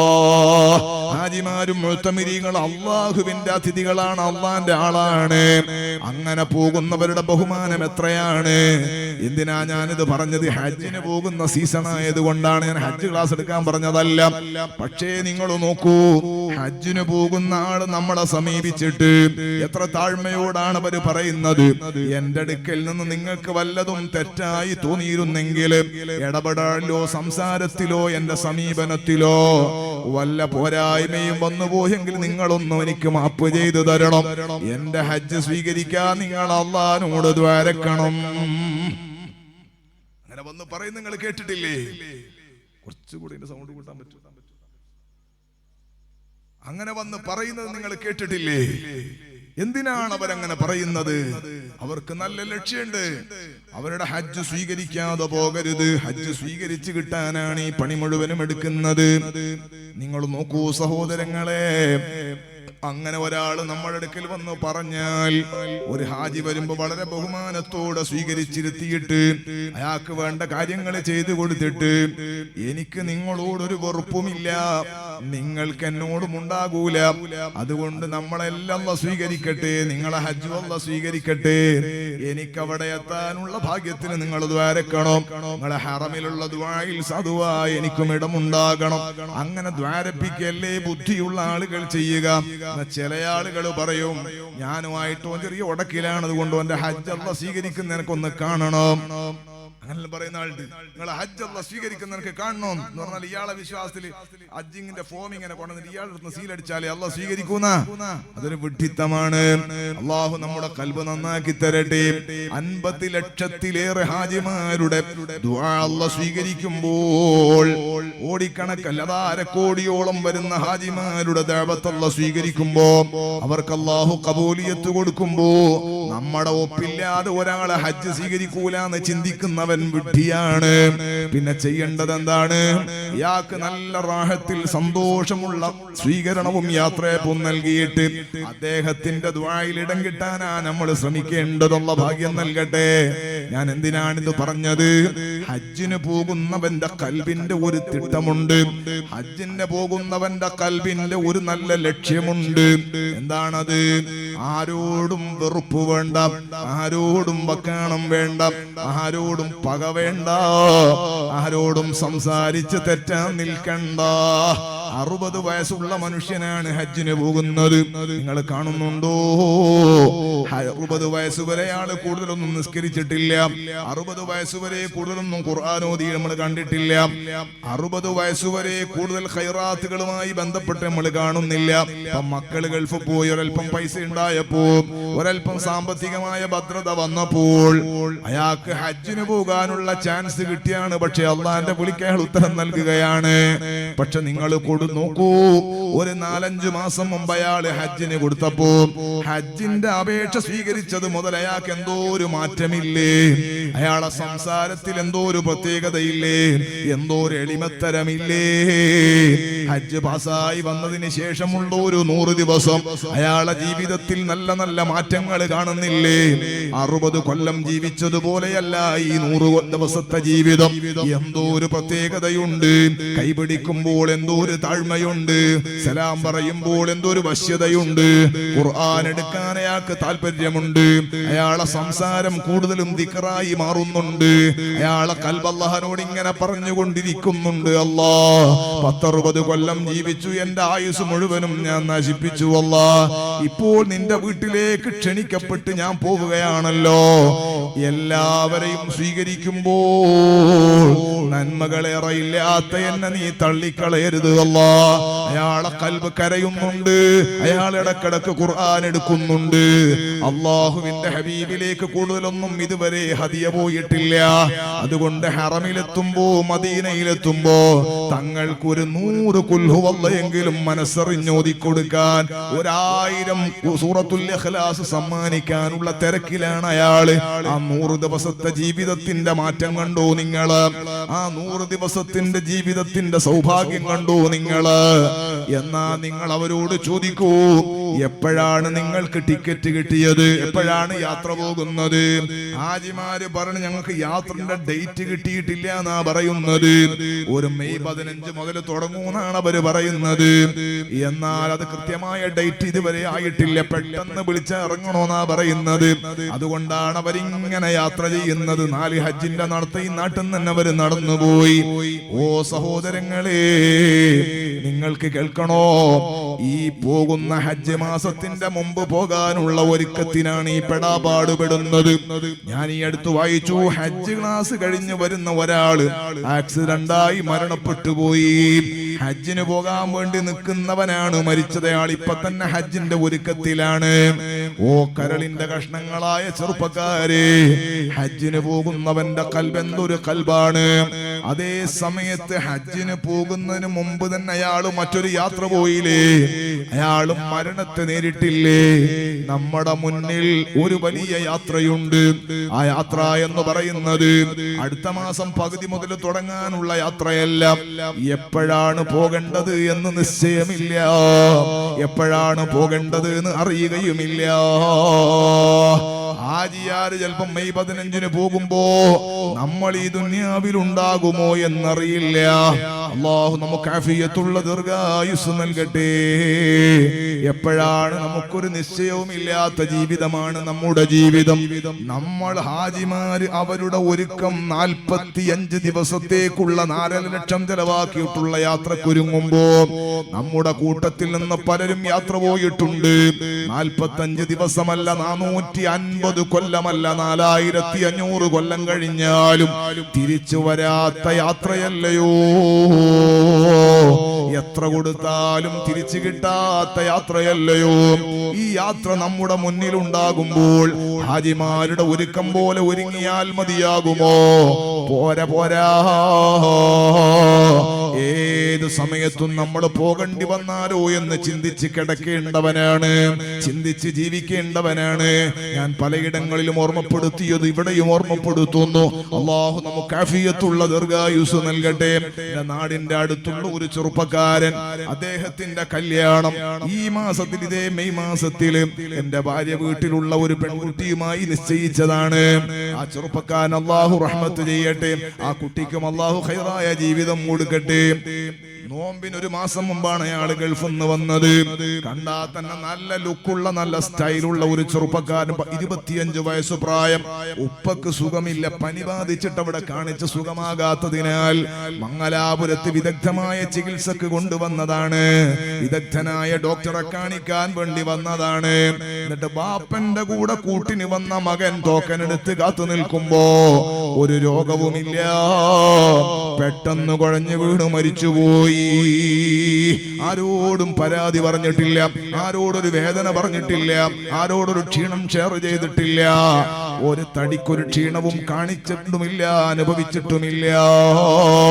ബാപ്പയുടെ കൂടെ രോഗിയായ ബാപ്പന്റെ കൂടെ വന്ന ആരോഗ്യമുള്ള അൽത്വാഫ് എന്ന 25 വയസ്സുകാരന്റെ മയ്യിത്ത് സുബ്ഹാന ജല്ല ജലാലു ആംബുലൻസിൽ വീട്ടിലേക്ക് തിരിച്ചെത്തുമ്പോ ആർക്ക് രോഗമായിട്ടാണോ പോയത് വാപ്പ, ആ വാപ്പ രോഗത്തോടെയാണെങ്കിലും ജീവനോടെ തിരിച്ചെത്തുന്നു. കമ്മിൻ സ്വഹീഹിം മാഅത മിൻ ഗൈരി ഇല്ലതി വകം മിൻ മരീദിൻ ആശ ദഹ്റൻ അലാ ദഹ്രി. ഒരു രോഗവുമില്ല, ഒരു രോഗവുമില്ല. കല്യാണത്തിന് വിളിച്ചിട്ട് ക്ഷണിച്ച് തിരിച്ചു വരുന്ന കുടുംബക്കാരെ, ക്ഷണിച്ചു വരുന്ന കൂട്ടുകാർ ബൈക്കിന്റെ മേലെ നിന്നിങ്ങനെ ചെത്തിപ്പാറി വരുമ്പോ പാണ്ടൻ ലോറി വന്ന് അടിക്കുകയാണ്. പുതിയാപ്പിളെ ആയിട്ട് നാളെ കൈകൊടുത്ത് ജീവിതത്തിലേക്ക് കടന്നു വരേണ്ട മണവാളൻ ശരീരത്തിന്റെ പ്രധാനപ്പെട്ട പാർട്സുകളൊന്നും കിട്ടാത്ത നിലക്ക് വണ്ടി കയറി ചതഞ്ഞരഞ്ഞു പോകുന്നത് കാണുന്നില്ലയോ? ഞാനൊരു ഡേഞ്ചർ പ്രസംഗം നടത്തിയതല്ല, മനുഷ്യന്റെ മുമ്പിലെ ആയുസ് ഓർമ്മപ്പെടുത്തിയതാണ്.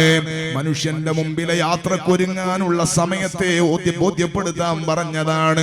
ഇപ്പൊ എപ്പോഴാണ് പോകേണ്ടത് എന്ന് നമുക്ക് നിശ്ചയമില്ല, എപ്പോഴാണ് കിടന്നു പോകാൻ നമുക്കൊരു ധാരണയുമില്ല.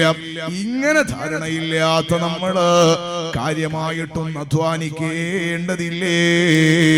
നമ്മുടെ മുന്നിൽ സമയം ചെറുതാണെന്ന ബോധം നമുക്കുണ്ടാവുകയും അള്ളാഹുവിന്റെ പൊരുത്തത്തിന് നമ്മളൊന്ന് തയ്യാറാകേണ്ടതുമില്ലേ? അള്ളാഹു നമുക്ക് ഭാഗ്യം നൽകട്ടെ. നമ്മുടെ മക്കളെയൊക്കെ അള്ളാഹു തആല വിജയിപ്പിച്ച് സന്തോഷമാക്കി തരട്ടെ.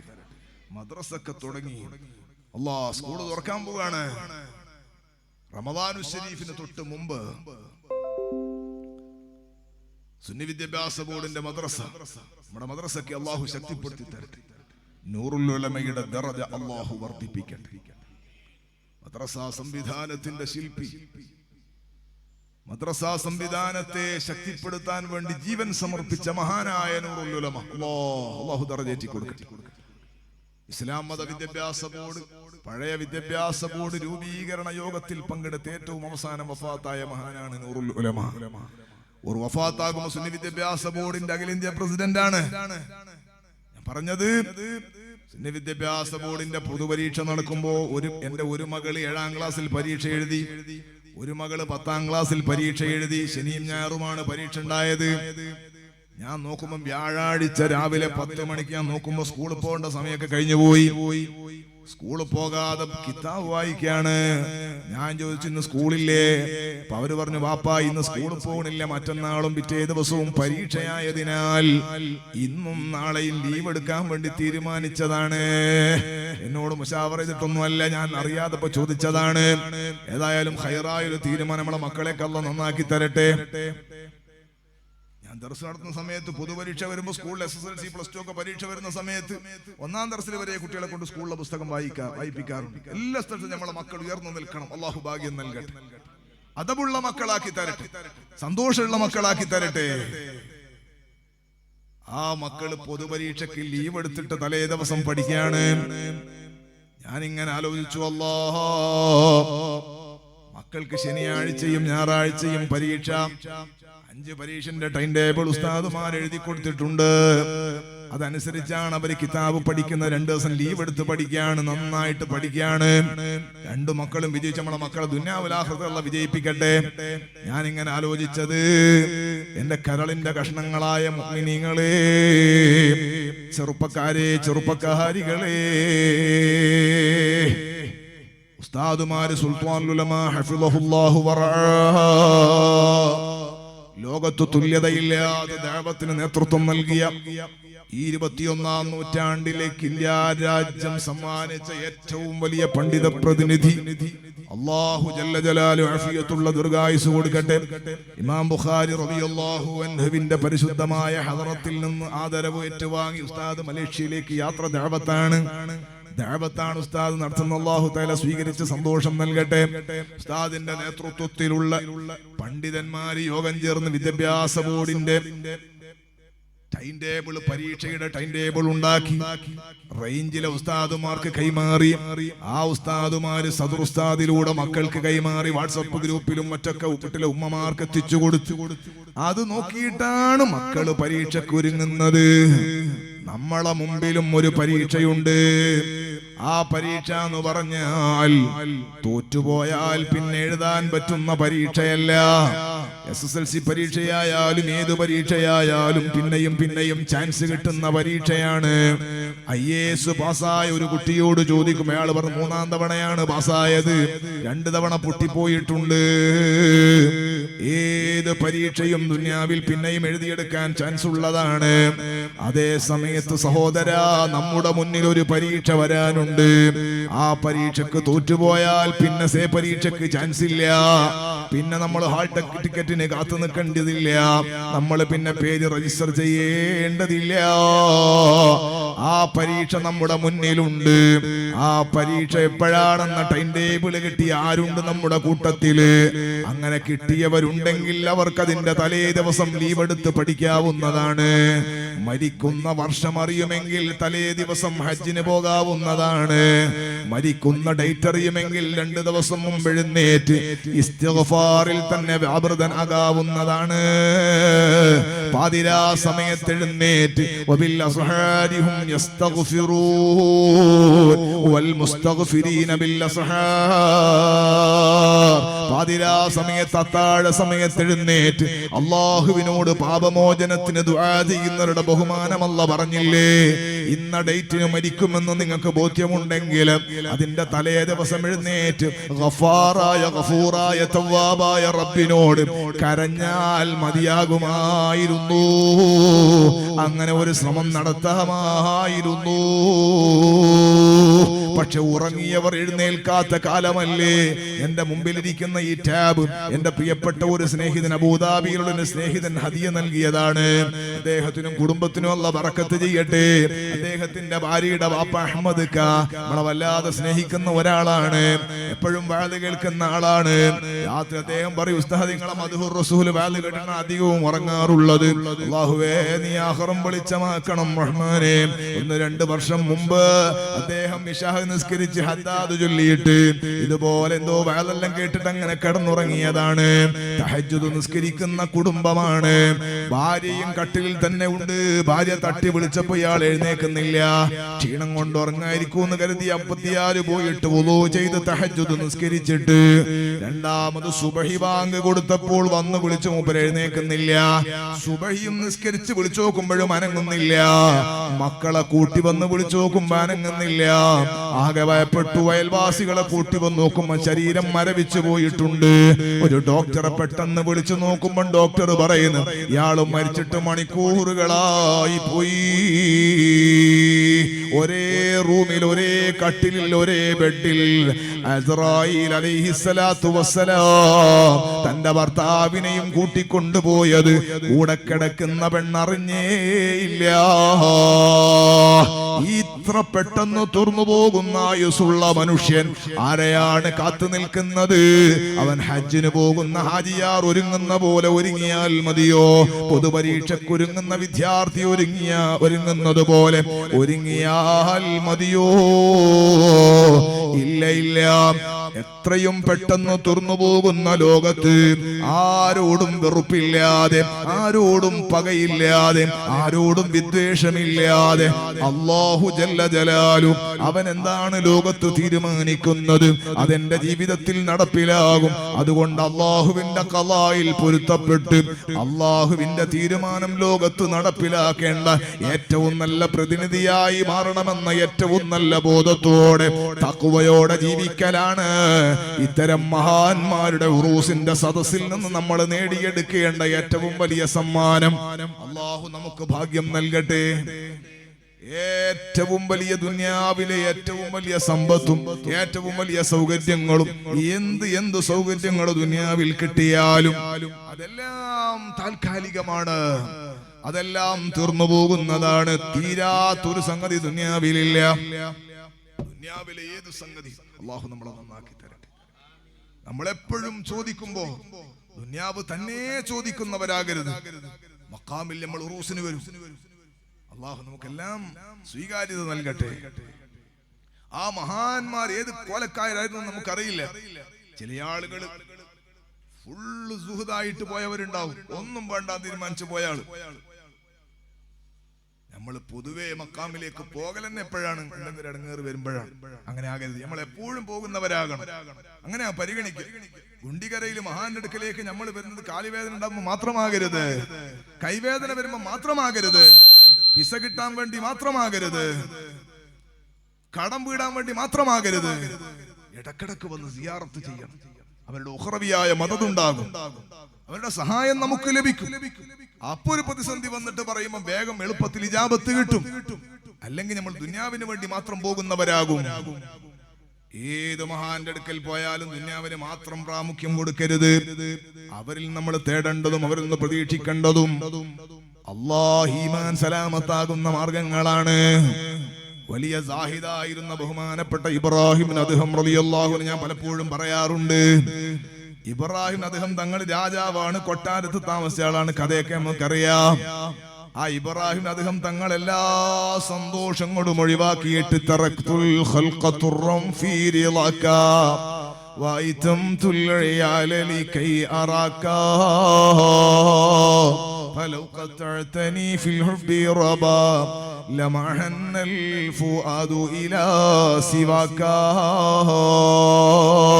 ദുനിയാവിന്റെ സൗകുമാര്യത മുഴുവനും ഒഴിവാക്കിയിട്ട്, ആഡംബര ജീവിതം മുഴുവൻ ഒഴിവാക്കിയിട്ട് ഫഖീറായി ജീവിക്കാൻ വേണ്ടി അള്ളാഹിനെ കാണാൻ, അള്ളാഹുവിനെ കണ്ടു കിട്ടാൻ അള്ളാഹിന്റെ പൊരുത്തത്തിന് ഇറങ്ങി ഇബ്രാഹിം അദ്ഹം തങ്ങള്. ഓറ മക്കാമിലെത്തിയാൽ നമ്മൾ എന്തെന്നെ ചോദിക്കുക? നമ്മളെ വിസ ശരിയാക്കാൻ തന്നെയാ പറയാ. ഇബ്രാഹിം അദ്ഹം തങ്ങളുടെ അടുക്കലേക്ക് എത്തിയാൽ നമ്മളെന്ത് തന്നെയാ പറയാ? നമ്മൾ 5ാമത്തെ ഷോപ്പ് ഉദ്ഘാടനം ഉണ്ട്, റാഹത്താകണം തന്നെയാ പറയാ. അള്ളാഹു നമ്മുടെ ഖൽബ് നന്നാക്കി തരട്ടെ.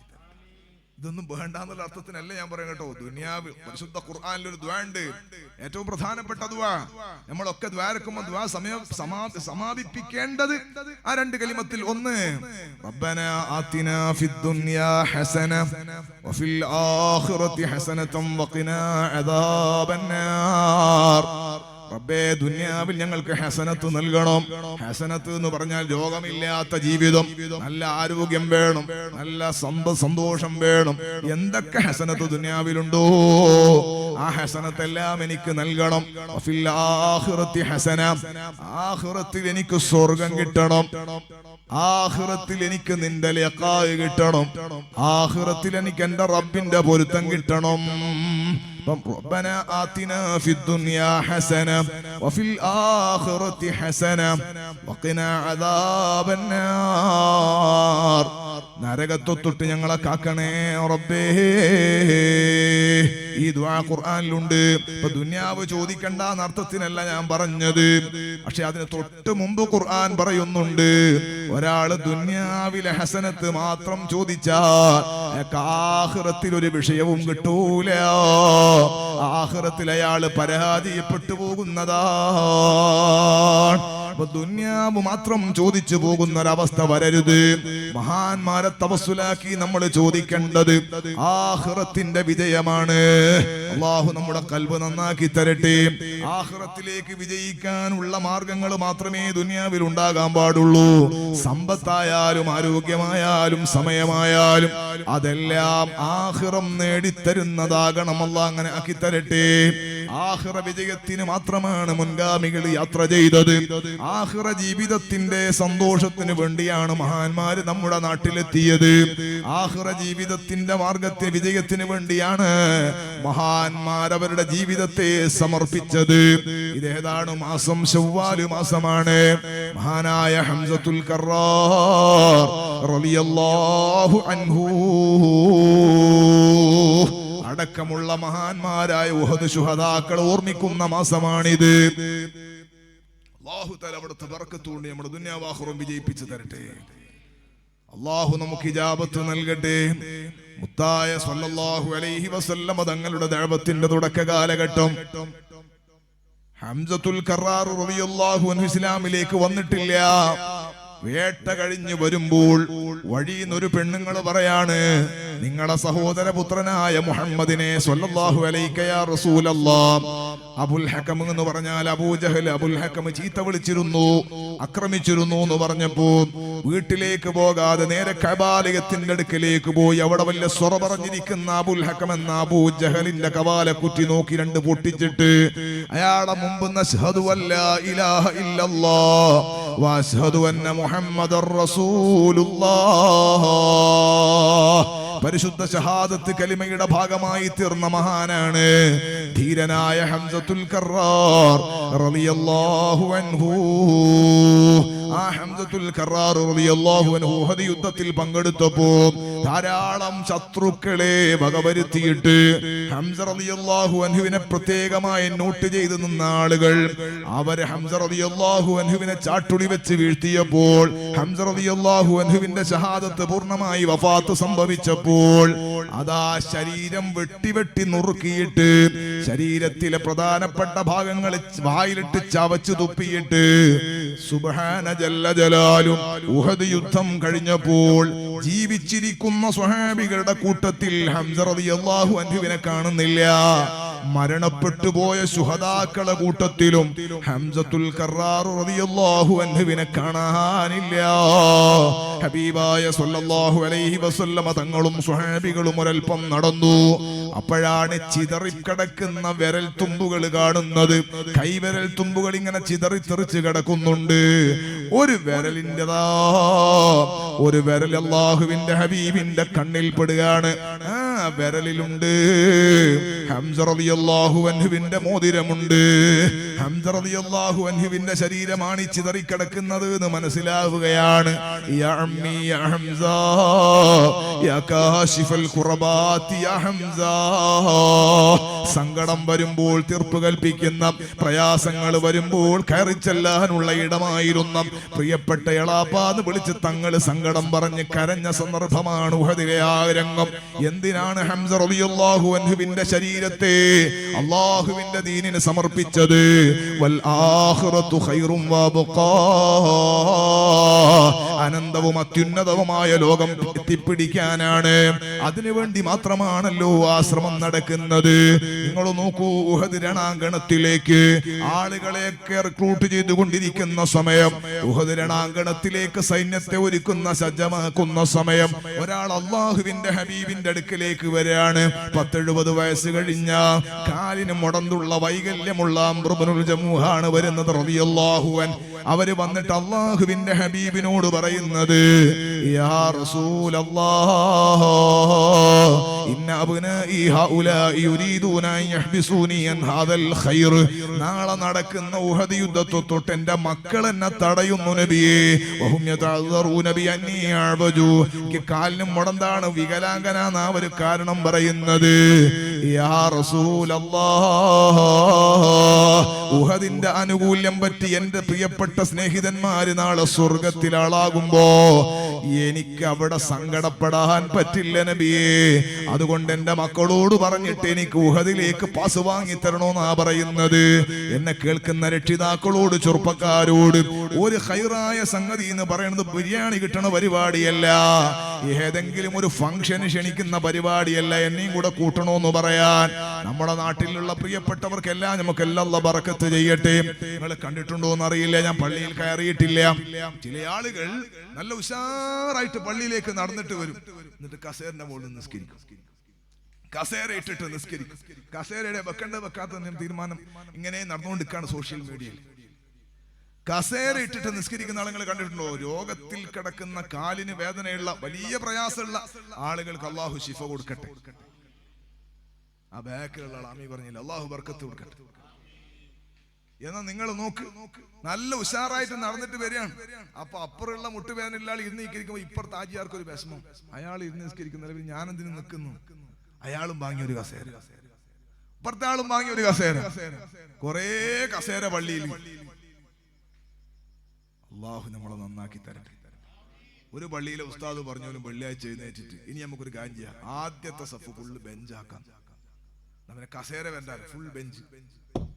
ഏകദേശം ആളെ മുട്ടുവേദന അടുത്താഴ്ച നമുക്ക് സുഖായി എന്നാ കേട്ടത്. ബെഞ്ചിന്റെ മുകളിൽ നീ കരിക്കൂല. അത് ഈ കസേരന്റെ ഒരു ബഹുമാനം കൊണ്ട് അധികാളം അള്ളാഹു നമ്മളെ നന്നാക്കി തരട്ടെ. മുട്ടുവേദനയിൽ പ്രയാസപ്പെടുന്ന ആളുകൾ സങ്കടപ്പെടണം. ഞാൻ നിങ്ങളെ പരിഹസിച്ചതല്ല. അള്ളാഹു നമ്മളെ ലാഫിയത്ത് തരട്ടെ. കാല് ഞെക്കി നോക്കാണ് ആള്, വേദന ഉണ്ടോ, ഉണ്ടെങ്കിൽ ഇരിക്കാന്ന് വിചാരിച്ചിരിക്കാണ്. അങ്ങനത്തെ കാലത്താ ഞാൻ ഈ പറയുന്നത്. എന്തിനായി പോകാൻ പറയുന്ന? ഉഹദ് യുദ്ധത്തിൽ പെർമിഷൻ വാങ്ങാൻ വേണ്ടി വന്നതാണ് തങ്ങടുക്കല്. നാളെ നിങ്ങൾ പോകണോ, യുദ്ധത്തിന് പോകണോ എന്ന് പറയുമ്പോ എനിക്ക് സുഖമില്ല, എനിക്ക് ബയസല്ലേ എന്ന് പറഞ്ഞിട്ട് മാറി നിൽക്കാനല്ല ഈ പറയുന്നത്.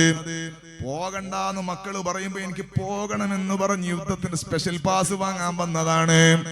3 മക്കളെയും മുത്തായ തങ്ങൾ വിളിക്കുന്നു, മുഅവ്വിദ്, മുആദ്, ഖല്ലാദ്. 3 മക്കളെ വിളിച്ചിട്ട് പറയുന്ന, മക്കളെ ലാ തഹ്ബിസൂ, നിങ്ങളെ ബാപ്പാനെ തടയണ്ട.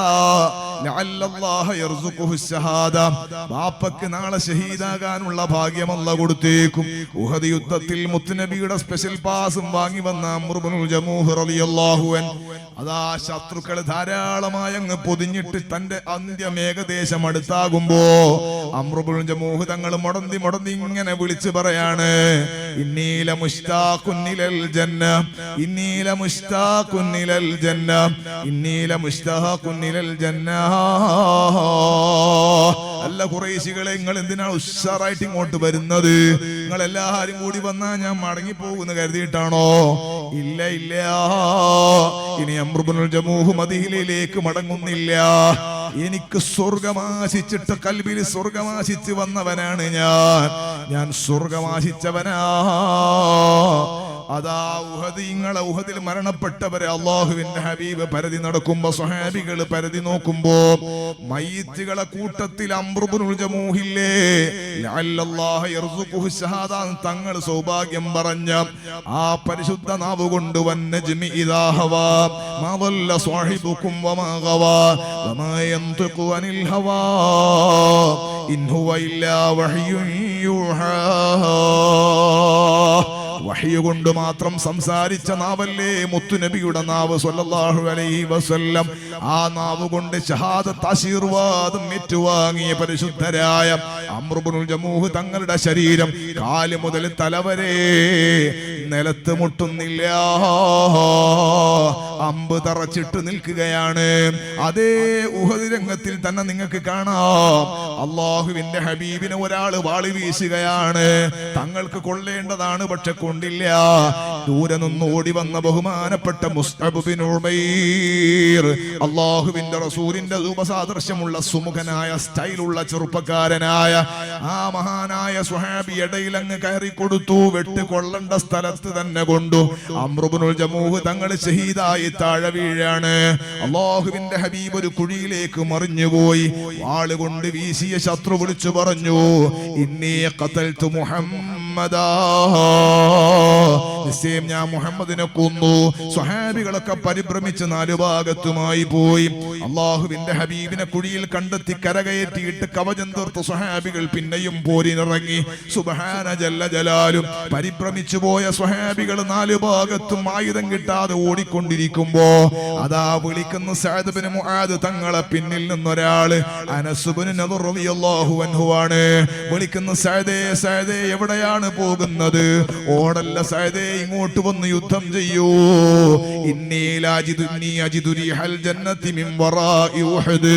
ഉഹദ് മലയുടെ അപ്പുറത്ത് സ്വർഗം വാസനിക്കുന്നുണ്ട്, നിങ്ങൾ എങ്ങോട്ടാണ് ഓടുന്നത്? വരൂ എന്ന് പറഞ്ഞിട്ട് പോരിനിറങ്ങി ഷഹീദായ അനസ് ബിൻ നദർ റളിയല്ലാഹു അൻഹുവിനെ പോലുള്ള മഹാന്മാർ എന്തിനാണ് അവരുടെ ശരീരത്തെ സമർപ്പിച്ചത്? ആഖിറത്തിന്റെ വിജയത്തിന് മാത്രമാണ്. നാളെ അല്ലാഹു ജല്ല ജലാലു അവരെ വിളിച്ചിട്ട്, നിങ്ങൾ എന്തിനാണ് ഹംസേ നിങ്ങളെ ശരീരം സമർപ്പിച്ചത് എന്ന് ചോദിച്ചാൽ അവർക്ക് പറയാൻ നല്ല കാരണങ്ങളുണ്ട്. മുസ്അബ് റളിയല്ലാഹു അൻഹുവിന് പറയാൻ കാരണമുണ്ട്. എല്ലാവർക്കും അവരുടെ ജീവിതത്തിനും മരണത്തിനും ഒക്കെ കാരണമുണ്ട്. കരളിന്റെ കഷ്ണങ്ങളായ ചെറുപ്പക്കാരോട്, കരളിന്റെ കഷ്ണങ്ങളായ സഹോദരിമാരോട് നമുക്കും ആ ഘട്ടം വരാനുണ്ട്. നമ്മളും ഹിസാബിനെ നേരിടേണ്ടതുണ്ട്. നമുക്കും ചോദ്യങ്ങളെ അഭിമുഖീകരിക്കേണ്ടതുണ്ട്. നമ്മളും പ്രതിസന്ധി നിറഞ്ഞ നിൽപ്പ് നിൽക്കേണ്ടതുണ്ട്.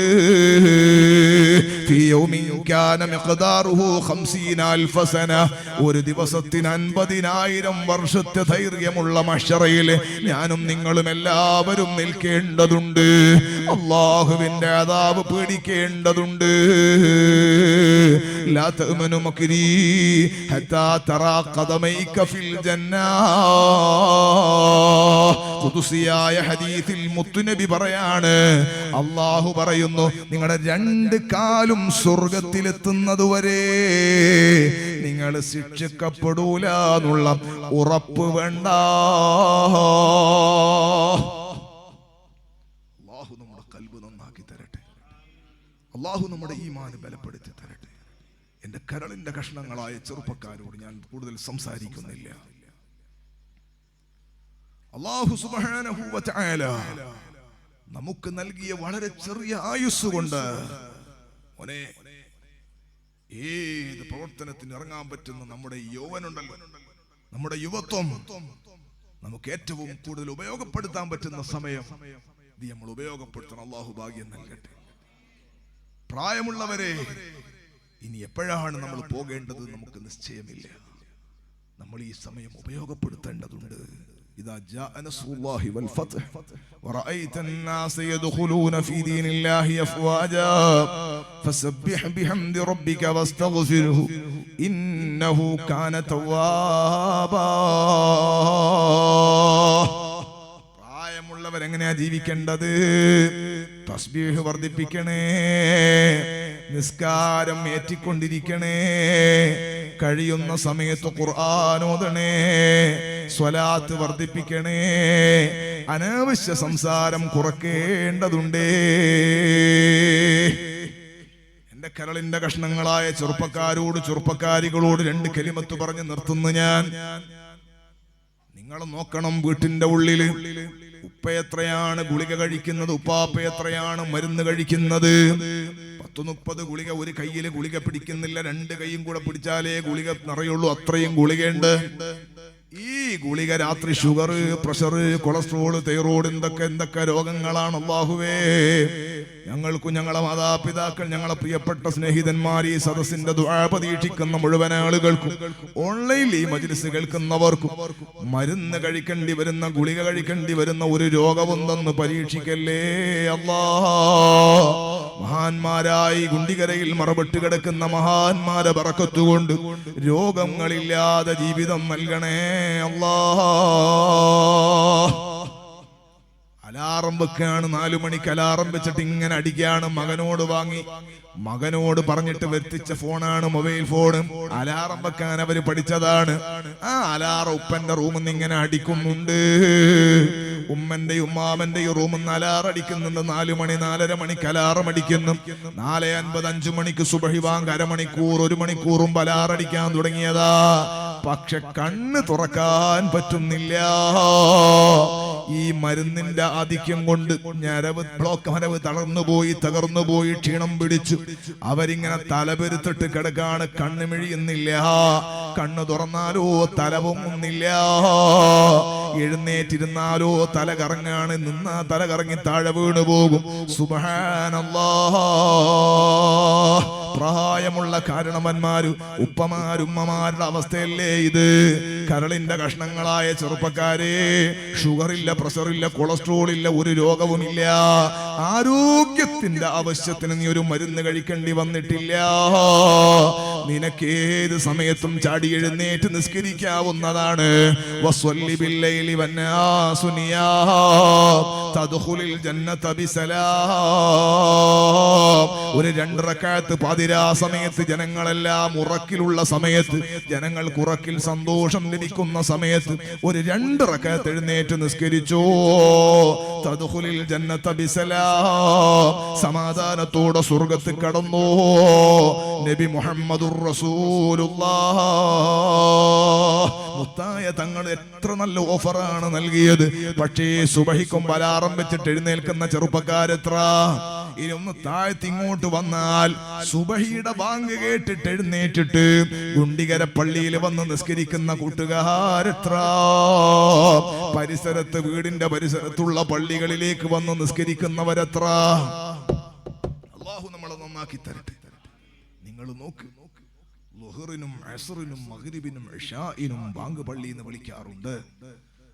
ആ ബാങ്കിനൊന്നും ഇല്ലാത്ത 2 കലിമത്ത് സുബ്ഹിയിൽ കേൾക്കാറുണ്ട്.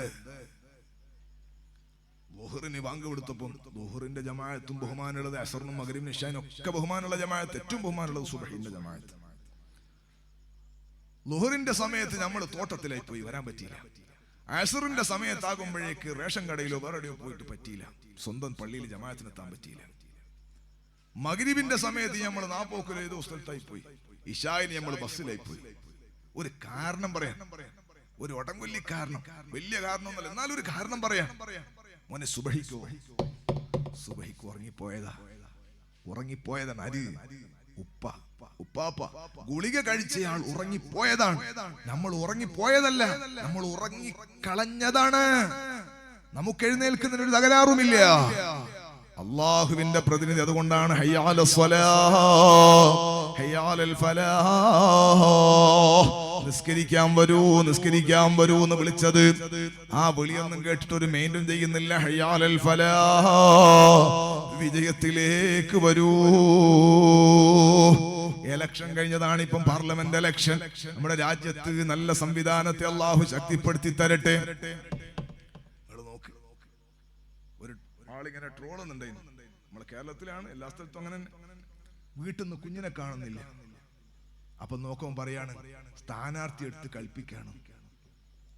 മത്സരിക്കുന്ന സ്ഥാനാർത്ഥി വന്നിട്ട് കുഞ്ഞുങ്ങളെടുത്ത് കളിപ്പിക്കാണ്, പുരയിൽ കുട്ടികളെ കിട്ടണില്ല. എന്തൊരു സ്നേഹം, എന്തൊരു മഹബത്ത്, എന്തൊരു ഇഷ്ടം. എന്റെ പാർട്ടിന്റെ ആളൊന്നുമല്ല കേട്ടോ, എല്ലാ പാർട്ടിയും നമ്മളെ പാർട്ടി.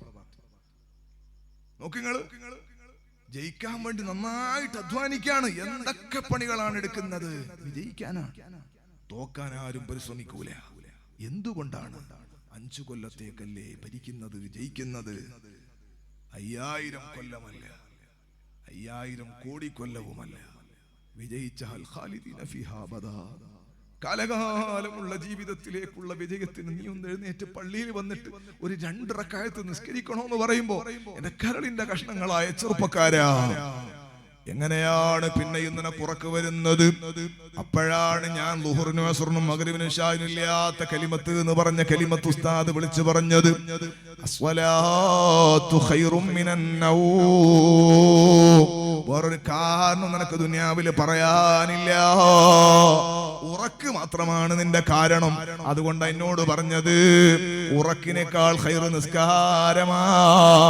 ഈ ഉറക്ക് നിനക്കതാ നംകനൗമത്തിൽ അറൂസ്, പുതിയ ആപ്പിൾ ഉറങ്ങണ പോലത്തെ ഉറക്ക് നിനക്ക് ഖബറിൽ ഉറങ്ങാ, വിശ്രമിക്കാൻ സമയം തരാ. ഇപ്പൊ എഴുന്നേറ്റ് വന്നോ, പള്ളിയിലേക്ക് വന്നൊരു 2 റക്അത്ത് നിസ്കരിച്ചു. എന്തൊരു സ്നേഹമുള്ള വിളിയാണ് ചെറുപ്പക്കാരാ. പക്ഷെ നമുക്ക് എഴുന്നേക്കാൻ പറ്റുന്നില്ല അല്ലേ? നല്ല തണുപ്പും നല്ല ചൂടും ഒക്കെയുള്ള കൊടകില് തണുപ്പൊരു പേര് മാത്രമായി പോയി, എന്നാലും തണുപ്പുണ്ടാകും. ആ തണുപ്പുള്ള സമയത്ത് നിനക്ക് പറ്റുന്നില്ല, തണുപ്പില്ലാത്ത ചൂടുള്ള സമയത്ത് നിനക്ക് പറ്റുന്നില്ല അല്ലേ? നിങ്ങൾ ആലോചിക്കൂ, നമ്മുടെ നാട്ടിൽ വേൾഡ് കപ്പ് നടക്കുമ്പോ, നമ്മുടെ നാട്ടിൽ IPL ക്രിക്കറ്റ് നടക്കുമ്പോ, അല്ലെങ്കിൽ ലോകകപ്പ് ക്രിക്കറ്റ് നടക്കുമ്പോ, അല്ലെങ്കിൽ നമ്മൾ തന്നെ പല ക്ലബ്ബുകളും പരിപാടി സംഘടിപ്പിക്കുമ്പോ നമ്മുടെ നാട്ടിലെ ചെറുപ്പക്കാർക്ക് അല്ലാഹ് ഈമാൻ വർദ്ധിപ്പിച്ചു കൊടുക്കട്ടെ. ഉദാഹരണം പറഞ്ഞതാണ്. എത്ര ചെറുപ്പക്കാരാണ് കളി സംഘടിപ്പിക്കുന്ന സംഘാടകര് 2 മണിക്ക് 3 മണിക്ക് നമ്മുടെ നാട്ടിൽ കളിയത ആരംഭിക്കുമ്പോ, അല്ലെങ്കിൽ 2 മണിക്ക് 3 മണിക്കൊക്കെ TV-യിൽ കളി വരുമ്പോ വലിയ സ്ക്രീൻ ഉണ്ടാക്കിയിട്ട് റോഡ് സൈഡിൽ വലിയ ക്ലബിന്റെ മുമ്പിൽ സ്ക്രീൻ വെച്ചിട്ട് ആ സ്ക്രീനിന്റെ മുമ്പിലേക്ക് ആളുകൾക്ക് വെള്ളവും ചായയും കൊണ്ടു കൊടുക്കുന്ന സംഘാടകനാണ് ഈ ചെറുപ്പക്കാരൻ. അവന്റെ കൂട്ടുകാർ, അവന്റെ ഫാൻസ്, അവന്റെ ടീമിന്റെ ഫാൻസ്, അവന്റെ രാജ്യത്തിന്റെ ഫാൻസ്, അവർക്ക് ആവശ്യമുള്ള സജ്ജീകരണം ഒരുക്കി കൊടുക്കുന്നവനാണ് ഇവൻ. ഇവന്റെ ഏറ്റവും വലിയ കൂട്ടുകാരൻ, ഇവന്റെ ചങ്ക് ബ്രോ, അവന്റെ ബെസ്റ്റ് ഫ്രണ്ട്. അവനെ എത്ര ഫോൺ വിളിച്ചിട്ട് എഴുന്നേക്കുന്നില്ല. 2:30 മണിക്ക് കളി തുടങ്ങേണ്ടതാണ്. 2:15 വിളിച്ച് എഴുന്നേക്കാത്തപ്പോ സ്കൂട്ടി എടുത്തിട്ട് ഈ തണുപ്പിന് ഓടുകയാണ്. അവന്റെ വീട്ടിൽ പോയി കതകിന് മുട്ടുകയാണ്. അവനും എഴുന്നേച്ചിട്ട് ഇവന്റെ കൂടെ വരികയാണ്.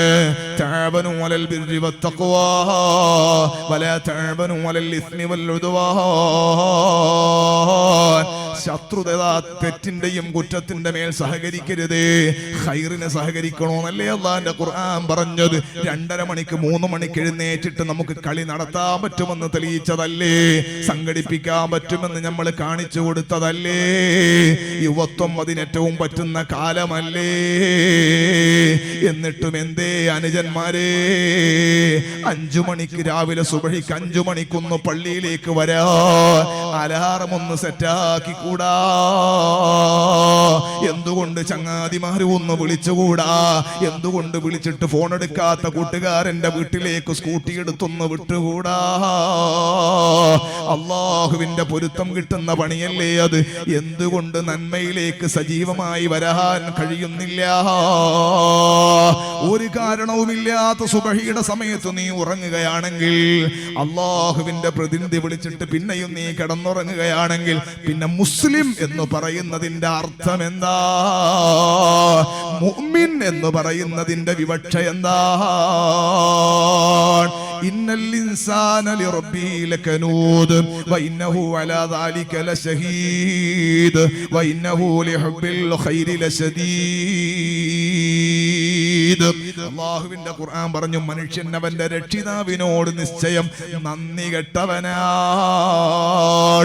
നിന്നെക്കാൾ നന്ദി കെട്ട സൃഷ്ടി അല്ലാഹുവിന്റെ സൃഷ്ടികളിൽ ആരാ?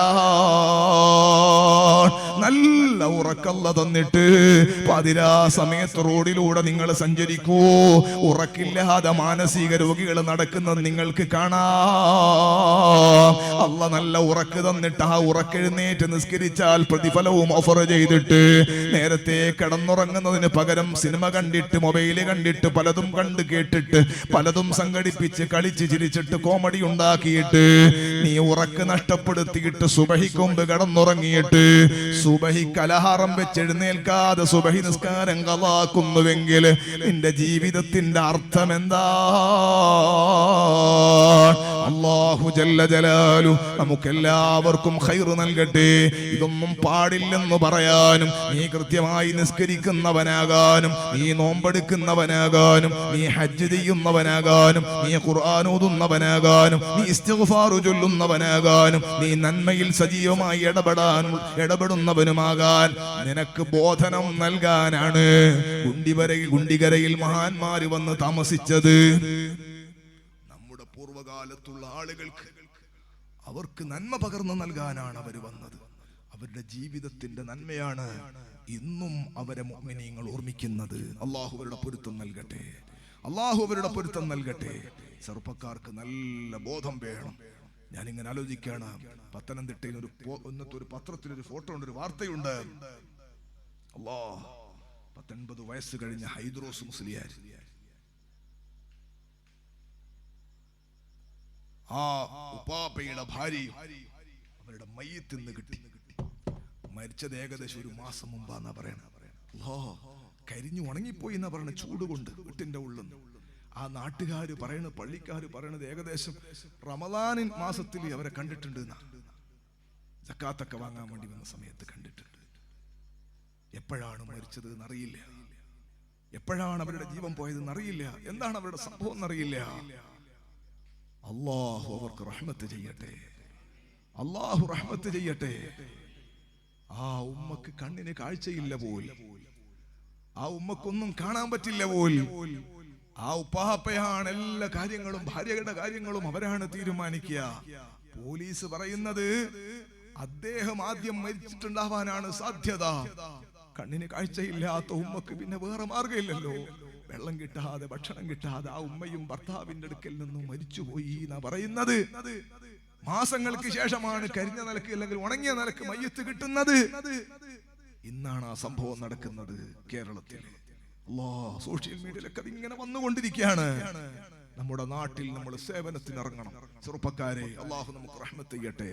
നമ്മുടെ സംഘടനാ സംവിധാനത്തിലൂടെ ധാരാളം ചാരിറ്റി പ്രവർത്തനങ്ങൾ നടക്കുന്നുണ്ട്, വലിയ സന്തോഷം നടക്കുന്നുണ്ട്. അൽഹംദുലില്ലാ, ഒരുപാട് സാന്ത്വന പ്രവർത്തനങ്ങൾ നടക്കുന്നുണ്ട്. ഞാൻ ഈ കഴിഞ്ഞ റബീഉൽ അവ്വലില് ദുബായിൽ നമ്മുടെ കൊടക് ജില്ലയുടെ വെൽഫെയർ അസോസിയേഷന്റെ പരിപാടിയിൽ നമ്മുടെ നിസാർ, അതുപോലെ നമ്മുടെ പ്രിയപ്പെട്ട സ്നേഹിതന്മാർ ഒരുപാട് ആളുണ്ട്.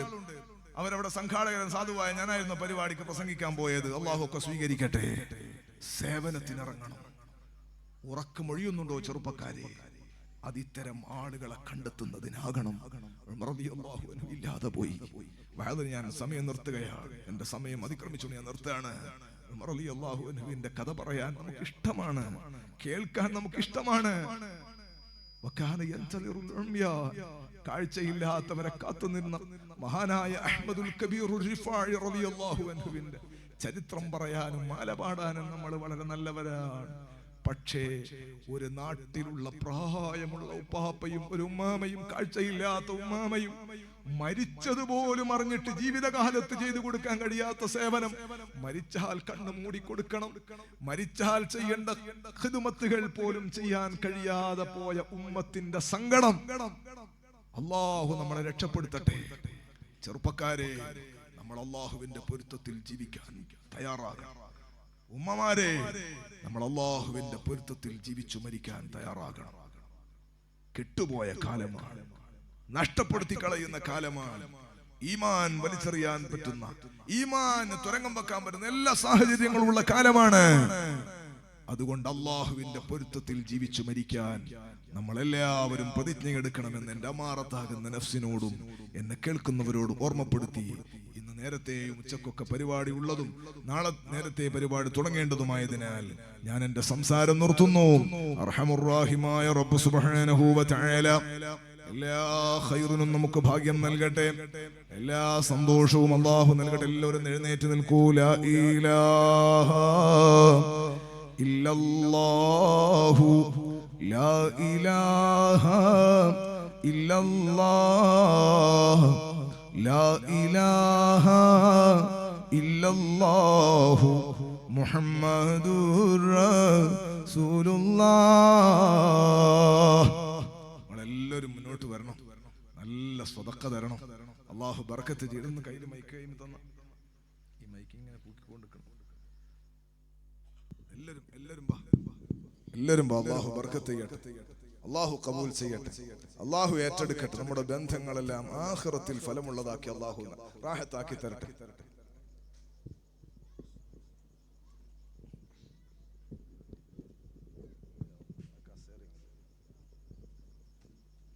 എല്ലാവരും വരണം. അല്ലാഹു നമുക്ക് ബർക്കത്ത് ചെയ്യട്ടെ. അല്ലാഹുവേ, നീ സ്വീകരിക്കണം റഹ്മാനെ, നീ ഖൈറാക്കണം റഹ്മാനെ. എന്റെ കൈക്ക് നല്ലൊരു വേദന ഉണ്ട്, അതുകൊണ്ട് കൈ പിടിക്കുന്ന ആള് മുത്താൻ വേണ്ടി വലിക്കരുത്, കൈ കുലിക്കരുത്. ബിസ്മില്ലാഹ്. നല്ല പൈസ തരണം. അല്ലാഹു ബർക്കത്ത് ചെയ്യട്ടെ. നമുക്ക് ഈ മഹാന്റെ പൊരുത്തത്തിൽ കൈ ചുംബിക്കണ്ട, വേദന. അല്ലാഹു ബർക്കത്ത് ചെയ്യട്ടെ, അല്ലാഹു കബൂൽ ചെയ്യട്ടെ. കൈവേദന മാറാൻ നിങ്ങളൊക്കെ ദ്വാരക്കണം. അല്ലാഹു ബർക്കത്ത് ചെയ്യട്ടെ. ആര് പോണ്ടട്ടെ, നമുക്ക് ദ്വാരക്കാം. ലാ ഇലാഹ ഇല്ലല്ലാഹു ലാ ഇലാഹ ഇല്ലല്ലാഹ് ലാ ഇലാഹ ഇല്ലല്ലാഹു മുഹമ്മദുർ റസൂലുള്ളാഹ് അഹ്മദുല്ലാഹൽ വലി സ്വല്ല അലാ ഖൈരിൻ നബി ബിസ്മി ഖൈരി മുൻജലിയ സയ്യിദി ഖൈറൻ നബി. തൗബ. സ്ത്രീകളുടെ ഭാഗത്തേക്ക് ബക്കറ്റ് വരുന്നത് നല്ല സ്വതക്ക കൊടുക്കണം. തൗബതൻ ത്വലബ്തു മിൻക യാ ശഫീഅൽ മുദ്നിബീൻ തൗബി ത്വഹിർ അൻ സിവാക സയ്യിദി ഖൈറൻ നബി. ലാ ഇലാഹ ഇല്ലല്ലാഹു. എല്ലാം ചൊല്ലി ആര് പോ, നമുക്ക് ദ്വാരക്ക്. ഇല്ലല്ലാഹ് ലാ ഇലാഹ ഇല്ലല്ലാഹു മുഹമ്മദുർ റസൂലുള്ളാഹ്. ളിംനഹു കുല്ലു വഹത ബിഖളാഇൽ യറബി طب ريقك الشفاء من دائه خير النبي.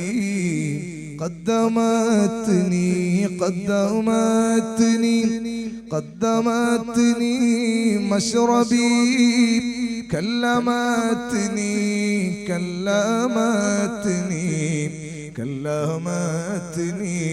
يا نبي الصلاة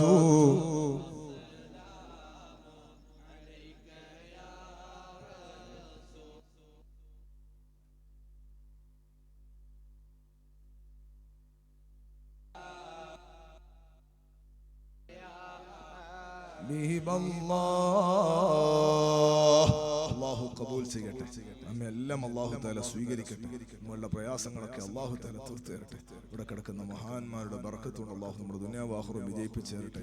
നമ്മുടെ സജീവ സംഘടനാ നേതൃത്വത്തിൽ ബാംഗ്ലൂർ പ്രവർത്തിച്ചുകൊണ്ടിരിക്കുന്ന സുബൈർ ഉസ്താദ് സുഖമില്ലാതെ മംഗലാപുരത്താണല്ലോ അല്ലേ. അല്ലാഹു തആല ശിഫ കൊടുക്കട്ടെ, അല്ലാഹു റഹ്മത്ത് ചെയ്യട്ടെ. അതുപോലെ നമ്മിൽ നിന്ന് മരണപ്പെട്ടവർക്കെല്ലാം അല്ലാഹു നമ്മുടെ ഹുദൈബ് അദ്ദേഹത്തിന്റെ വാപ്പ ഇബ്രാഹിം ഉസ്താദ് അല്ലാഹു തആല അവർക്ക് മഗ്ഫിറത്തും റഹ്മത്തും നൽകട്ടെ. അതുപോലെ നമ്മിൽ നിന്ന് മരണപ്പെട്ടവർക്കെല്ലാം എൻ്റെ വാപ്പ ഖബറിലാണ്, അതുപോലെ നമ്മിൽ നിന്ന് മരണപ്പെട്ടവർക്കെല്ലാം അല്ലാഹു തആല മഗ്ഫിറത്തും റഹ്മത്തും നൽകട്ടെ. ഇന്ന് ഞാൻ ഈ പറഞ്ഞ ഹൈദ്രോസ് മുസ്ലിയാരടക്കം അവരുടെ കുടുംബം ആ ഉമ്മക്കടക്കം എല്ലാവർക്കും അല്ലാഹു മഗ്ഫിറത്ത് നൽകട്ടെ. അവർ ആ സമയത്ത് അവസാന സമയത്ത് പ്രയാസം അനുഭവിച്ചതിനൊക്കെ അല്ലാഹു തആല ജന്നത്തിൽ ഉയർന്ന സ്ഥാനം നൽകട്ടെ. എല്ലാ ഖൈറും അല്ലാഹു നൽകട്ടെ, എല്ലാ നിഅമത്തും അല്ലാഹു നൽകട്ടെ. അല്ലാഹു നമ്മുടെ മജ്ലിസ് ദുആക്ക് ഇജാബത്തുള്ള മജ്ലിസായി അല്ലാഹു ഏറ്റെടുക്കട്ടെ. എല്ലാ ഖൈറും അല്ലാഹു പ്രദാനം ചെയ്യട്ടെ. എല്ലാവരും നല്ല ഇഖ്ലാസിലും ആമീൻ പറയാം ഇൻഷാ അല്ലാഹ്. അല്ലാഹു തആല നമുക്കൊക്കെ ഖബൂലിയത്ത് നൽകട്ടെ. നമ്മുടെ മജ്ലിസ് മഹാന്മാരുടെ പൊരുത്തത്തിൽ അല്ലാഹു സുബ്ഹാനഹു വ തആല സ്വീകരിക്കട്ടെ. الحمد لله الحمد لله رب العالمين الحمد لله رب العالمين حمدا طيبا مباركا فيه على كل حال حمدا يوافي نعمه ويكافئ مزيدا يا ربنا لك الحمد كما ينبغي لجلال وجهك وعظيم سلطانك اللهم صل وسلم وبارك على سيدنا محمد وعلى آله وأصحاب سيدنا ومولانا محمد أرحم الراحمين يا الملك الجبار يا الله. ഈ നാട്ടിൽ വിശ്രമിക്കുന്ന മഹാന്മാർ അല്ലാഹു അവരുടെ പൊരുത്തവും അവരുടെ എല്ലാവരുടെയും റിളയും നീ ഞങ്ങൾക്ക് നൽകണം അല്ലാഹ്. ആ മഹാന്മാര് നടന്ന വഴിയിൽ നീ ഞങ്ങളെ നടത്തണം അല്ലാഹ്. അവരുടെ ബറക്കത്തുകൊണ്ട് ഞങ്ങളെ ഈമാൻ ബലപ്പെടുത്തി തരണം അല്ലാഹ്. ഞങ്ങൾക്ക് തഖ്വ ഏറ്റി തരണേ അല്ലാഹ്. ഞങ്ങളുടെ ദുനിയാവും ആഖിറവും അവർ മുഖേന വിജയിപ്പിച്ചു തരണം അല്ലാഹ്. ഈ നാട്ടിലും പരിസരങ്ങളെല്ലാം അവരുടെ ബറക്കത്ത് ചൊരിയണേ അല്ലാഹ്. ഞങ്ങളെ കുടുംബത്തിൽ നൽകണേ അല്ലാഹ്. അർഹമുർ റഹീമി അവരുടെ ഉറൂസിന്റെ രണ്ടാമത്തെ ദിവസമാണ് അല്ലാഹ്. നിന്റെ ദീന് നിങ്ങൾക്ക് അറിയുന്നത് പോലെ ഞങ്ങൾ സംസാരിച്ചതാണ്. നിന്റെ നിന്റെ പൊരുത്തത്തിനെതിരെ നിന്റെ റിളയ്ക്കെതിരെ ഞങ്ങളെ നാവിൽ നിന്ന് വല്ലതും വീണുപോയിട്ടുണ്ടെങ്കിൽ നീ മാപ്പ് നൽകണേ അല്ലാഹ്. അർഹമുർ റഹീമി ദുനിയാവിലും ആഖിറത്തിൽ ഒരാളെ മുമ്പിലും നീ ഞങ്ങളെ വഷളാക്കരുത് അല്ലാഹ്. ആരെ മുമ്പിലും നീ ഞങ്ങളെ അഴിബാക്കരുത് അല്ലാഹ്. അർഹമുർ റഹീമി ഞങ്ങളെ നീ ഏറ്റെടുക്കണം അല്ലാഹ്. ഞങ്ങളുടെ ദുആക്ക് നീ ഇജാബത്ത് നൽകണം അല്ലാഹ്. നിന്നെ മറക്കുന്ന സമ്പത്ത് തരല്ലേ അല്ലാഹ്. നിന്നെ മറക്കുന്ന ദാരിദ്ര്യവും തരല്ലേ അല്ലാഹ്. നിന്നെ മറക്കുന്ന സാഹചര്യം നൽകല്ലേ അല്ലാഹ്. അർഹമുർ റഹീമീനായ അൽ മലിക്കുൽ ജബ്ബാറായ അല്ലാഹ്. ഈ റൂസിന്റെ എല്ലാ ഖൈറും നീ ഞങ്ങൾക്ക് നൽകണം അല്ലാഹ്. എന്തെങ്കിലും ശർറുണ്ടെങ്കിൽ ഞങ്ങളെ നീ കാക്കണം അല്ലാഹ്. ഞങ്ങളെ ഹദറിലും സഫറിലും നീ ബറക്കത്ത് ചെയ്യണേ അല്ലാഹ്. എല്ലാ അപകടങ്ങളെ തൊട്ടും നീ രക്ഷപ്പെടുത്തണേ അല്ലാഹ്. ഞങ്ങളുടെ കൂട്ടത്തിൽ ഒരുപാട് രോഗികളുണ്ട്. അർഹമുർ റഹീമേ ക്യാൻസർ ബാധിച്ച് ദ്വാരക്കാൻ പറഞ്ഞവരുണ്ട്. നീ സലാമത്ത് കൊടുക്കണം അല്ലാഹ്. ശിഫ കൊടുക്കണേ അല്ലാഹ്. അർഹമുർ റഹീം മക്കളില്ലാത്ത പലരുമുണ്ട്. അർഹമുർ റഹീമേ ഇന്നലെ കൊട്ടമുടിയിൽ ഭക്ഷണം കഴിക്കാൻ വേണ്ടി പോയ വീട്ടുകാരൻ 12 കൊല്ലമായി കുട്ടികളില്ലെന്ന് പറഞ്ഞു അല്ലാഹ്. ഞാൻ അവരോട് മഹാന്മാരെ തവസ്സുലാക്കിയിട്ട് നിങ്ങൾ അടുത്ത കൊല്ലാകുമ്പോഴേക്ക് നിങ്ങൾ വാപ്പയാകുമെന്ന് സന്തോഷം പറഞ്ഞു. അല്ലാഹുവേ നീ സ്വാദിഖാക്കണം റഹ്മാനേ. നീ നടപ്പിൽ വരുത്തണം റഹ്മാനേ. നീ ഏറ്റെടുക്കണം റഹ്മാനേ. നീ ഖൈറ് നൽകണേ അല്ലാഹ്. ഞങ്ങൾക്ക് എല്ലാവർക്കും മക്കളില്ലാത്തവർക്ക് മക്കളെ നൽകണേ അല്ലാഹ്. അർഹമുർ റഹീമേ ഞങ്ങളെ മക്കളെ സ്വാലിഹീങ്ങളാക്കണേ അല്ലാഹ്. ഞങ്ങളെ ഭാര്യമാർക്ക് ഖൈറ് നൽകണേ അല്ലാഹ്. അർഹമുർ റഹീമേ ഞങ്ങളെ പെൺകുട്ടികൾ ആൺകുട്ടികൾക്ക് ഖൈറായ ഇണകളെ നൽകണേ അല്ലാഹ്. റബ്ബേ ഞങ്ങളെ കാര്യങ്ങളൊന്നും ഞങ്ങളിലേക്ക് ഏൽപ്പിക്കാതെ നീ തന്നെ നിറവേറ്റി തരണേ അല്ലാഹ്. ഖുദ്സ് മുഅ്മിനീങ്ങളെ കൈകളിൽ എത്തിക്കണേ അല്ലാഹ്. ഫലസ്തീനികളെ സഹായിക്കണേ അല്ലാഹ്. അർഹമുർ റഹീമേ ഞങ്ങൾക്ക് ആവശ്യമുള്ള വെള്ളം നീ നൽകണേ അല്ലാഹ്. ഞങ്ങൾ ആരെയും നീ സങ്കടത്തിലാക്കരുത് അല്ലാഹ്. അർഹമുർ റഹീമീനായ അൽ മലിക്കുൽ ജബ്ബാറായ അല്ലാഹ്. ഈ നാട്ടിലുള്ള എല്ലാ കൃഷിയിടങ്ങളിലും നീ ബറക്കത്ത് ചെയ്യണേ അല്ലാഹ്. അർഹമുർ റഹീമേ ഞങ്ങളെ കച്ചവടങ്ങളിൽ ഞങ്ങളെ മഈഷത്തിന്റെ മാർഗങ്ങളിലെല്ലാം വലിയ ബറക്കത്ത് നൽകണേ അല്ലാഹ്. അർഹമുർ റഹീമേ ഞങ്ങളെ മാതാപിതാക്കൾ ചെറുപ്പത്തിൽ ഞങ്ങളെ പോറ്റി വളർത്തിയവർ അവർക്കെല്ലാ സുഖങ്ങളും റാഹത്തും നീ നൽകണേ അല്ലാഹ്. ജീവിച്ചിരിക്കുന്നവർക്ക് ആഫിയത്ത് നൽകണേ അല്ലാഹ്. മരണപ്പെട്ടവർക്ക് മഗ്ഫിറത്ത് നൽകണം അല്ലാഹ്. അർഹമുർ റഹീമായ അല്ലാഹ്. ഞങ്ങളെ കടങ്ങളെ വീട്ടിൽ തരണേ അല്ലാ. കടക്കാരായി പ്രയാസത്തിലാക്കരുത് അല്ലാ. വീടില്ലാത്തവർക്ക് വീട് നൽകണേ അല്ലാ. ഞങ്ങളെ വീട് ഖൈറിന്റെ റാഹത്തിന്റെ സലാമത്തിന്റെ വീടാക്കണേ അല്ലാ. റബ്ബേ ദുനിയാവിൽ ആഖിറത്തുൽ ഇസ്സത്തിലാക്കണേ അല്ലാ. നിന്നെ മറക്കുന്ന ഒരു സാഹചര്യവും തരല്ലേ അല്ലാ. അർഹമുർ റഹീമായ അൽ മലിക്കുൽ ജബ്ബാറായ അല്ലാ, കുടുംബസമേതം പരിശുദ്ധമായ ഹജ്ജ് ഉംറ സിയാറത്തിന് എത്രയും വേഗത്തിൽ അവസരം തരണേ അല്ലാ. എന്റെ ഹബീബായ സല്ലല്ലാഹു അലൈഹി വസല്ലം തങ്ങളെ കാണാനുള്ള സൗഭാഗ്യം നൽകണേ അല്ലാ. അർഹമുർ റഹീമായ അല്ലാ, ഞങ്ങൾക്ക് മരണം ഖൈറാകുന്ന സമയത്ത് കാമിലായ ഈമാനോടെ കലിമ ചൊല്ലി നീ ഞങ്ങളെ തിരിച്ചു വിളിക്കണം അല്ലാ. റബ്ബേ, പരിശുദ്ധ മുഹല്ലയിലും പരിശുദ്ധ ബഖീലുമുള്ള ലോകത്ത് മുഅ്മിനീങ്ങളുടെ മസാറുകളിൽ ഈമാനുള്ളവരുടെ ഖബറിലെ പ്രകാശം ഞങ്ങളിൽ മരണപ്പെട്ടവരിലേക്ക് ഞങ്ങളിലേക്കും എത്തിക്കണേ അല്ലാ. ഈമാൻ കൊണ്ട് ഞങ്ങൾക്ക് മുൻകടന്ന മുഴുവൻ മുഅ്മിനീങ്ങൾക്കും ഞങ്ങളെ തൊട്ട് തൃപ്തി കൊടുക്കണം അല്ലാ. അവരെ കൂടെ ഞങ്ങളെ നീ ചേർത്തി തരണം അല്ലാ. അർഹമുർ റഹീമായ അല്ലാ, ഞങ്ങളുടെ രാജ്യത്ത് വലിയ പ്രതിസന്ധിയാണ്. ഞങ്ങൾക്ക് അനുഗ്രഹം ചെയ്യുന്നവർക്ക് നീ അധികാരം നൽകണേ അല്ലാ. യാ ഹയ്യു യാ ഖയ്യൂം, അപകടങ്ങളിൽ പെടുത്തല്ല അല്ലാ. പ്രയാസത്തിലാക്കല്ലേ അല്ലാ. പോസ്റ്റ്മോർട്ടം ചെയ്യുന്ന മയ്യിത്താക്കരുത് അല്ലാ. ഞങ്ങളുടെ കൈകാലുകളിൽ ഞങ്ങളുടെ ശരീരാവയവങ്ങളിലുള്ള വേദനകളെ നീ മാറ്റിത്തരണേ അല്ലാ. നീ ശിഫയാക്കി തരണേ അല്ലാ. റബ്ബേ, ഞങ്ങൾ വാഴ്ന്നു പറയാൻ അറിയാത്ത സാധുക്കളാണ്. നിന്റെ മഹാന്മാരുടെ പൊരുത്തത്തിൽ, ഉസ്താദുമാരുടെ പൊരുത്തത്തിൽ ഞങ്ങൾ വന്ന് സംസാരിച്ചതിൽ വല്ല തെറ്റും വന്നെങ്കിലും മാപ്പ് ചെയ്യണേ അല്ലാ. എന്റെ ഹബീബായ സല്ലല്ലാഹു അലൈഹി വസല്ലമ തങ്ങൾ തൊട്ട് അല്ലാഹുവേ ദീൻ ഇഖ്ലാസോടെ പറഞ്ഞ മഹാന്മാരെ ബറക്കത്ത് കൊണ്ട് ഞങ്ങളുടെ സംസാരവും നീ സ്വീകരിക്കണേ അല്ലാ. ഞങ്ങളെ ഖൽബിൽ കിബ്ർ തരല്ലേ അല്ലാ. ഞങ്ങളെ ഉസ്താദുമാർക്ക് ആഫിയത്ത് നൽകണേ അല്ലാ. സുൽത്താനുൽ ഉലമ റഈസുൽ ഉലമ ബഹുമാനപ്പെട്ട മാണി ഉസ്താദ് അടക്കം ഞങ്ങളെല്ലാ ഉസ്താദുമാർക്കും ആഫിയത്തുള്ള ദീർഘായുസ് നൽകണം അല്ലാ. ബഹുമാനപ്പെട്ട താജുൽ ഉലമ, ബഹുമാനപ്പെട്ട നൂറുൽ ഉലമ, കൻസുൽ ഉലമ, ബഹുമാനപ്പെട്ട മുഹമ്മദ് ഉസ്താദ് എടപ്പലമടക്കം ഞങ്ങളിൽ പിരിഞ്ഞു പോയ ഉസ്താദുമാരുടെയൊക്കെ ദറജേറ്റണേ അല്ലാ. അർഹമുർ റഹീമേ, ഞങ്ങളെല്ലാവരെയും നീ ദീനിന്റെ ഖാദിമീങ്ങളായി ഖബൂലാക്കണേ അല്ലാ. അവസാനം നീ നിശ്ചയിച്ച സമയം വന്നാൽ കലിമത്തു ഷഹാദ ഉച്ചരിച്ച് സന്തോഷത്തോടെ നിന്റെ ലിഖായിലേക്കാണെന്ന നല്ല പ്രതീക്ഷയോടെ പുഞ്ചിരിച്ചു മരിക്കാനുള്ള ഭാഗ്യം നൽകണേ അല്ലാ. ഹുസ്നുൽ ഖാതിമത്ത് വിധിക്കല്ലേ അല്ലാ. ചതഞ്ഞറിയുന്ന മയ്യിത്താക്കല്ലേ അല്ലാ. അപകടത്തിൽ മരിപ്പിക്കല്ലേ അല്ലാ. അർഹമുർ റഹീമീനായ അൽ മലിക്കുൽ ജബ്ബാറായ അല്ലാ, ഞങ്ങളെല്ലാവരെയും ഞങ്ങളുടെ മരണപ്പെട്ടവരും ഖബർ സ്വർഗമാക്കി ഞങ്ങൾക്ക് എല്ലാവർക്കും വലത് കൈയിൽ കിതാബ് നൽകി നന്മകൾക്ക് കനം കൂട്ടി മുത്തായ തങ്ങളുടെ ശഫാഅത്തും അവിടുത്തെ ഹൗദുൽ കൗസറും നൽകി നരകം തൊടാതെ ഹിസാബില്ലാതെ നീ ഞങ്ങളൊന്ന് സിറാത്ത് കടത്തി തന്ന് സ്വർഗത്തിലാ അവലീങ്ങളെ കൂടെ സ്വർഗത്തിലാക്കി തരണേ അല്ലാ. ജന്നത്തുൽ ഫിർദൗസിൽ നിന്റെ ലിഖാ തരണേ അല്ലാ. ഇവിടുത്തെ കമ്മിറ്റിക്കാർ, ഇവിടെയുള്ള ഉസ്താദുമാര്, നാട്ടുകാരായ ഉസ്താദുമാര്, മുതഅല്ലിമീങ്ങൾ, പ്രായമുള്ളവര്, സാധാരണക്കാര്, ചെറുപ്പക്കാര്, മക്കള്, സഹോദരിമാര്, എല്ലാവർക്കും ഓൺലൈനിൽ ഇത് കേൾക്കുന്നവരടക്കം ഞങ്ങളുടെ നാട്ടിൽ ഹസനിയ എന്ന സ്ഥാപനമുണ്ട്, അതിനു വേണ്ടി സഹായിക്കുന്ന പ്രിയപ്പെട്ടവരടക്കം എല്ലാവർക്കും ബറക്കത്ത് നൽകണേ അല്ലാ. ربنا آتنا في الدنيا حسنة وفي الآخرة حسنة وقنا عذاب النار. ربنا تقبل منا إنك أنت السميع العليم وتب علينا إنك أنت التواب الرحيم. آمين برحمتك يا أرحم الراحمين.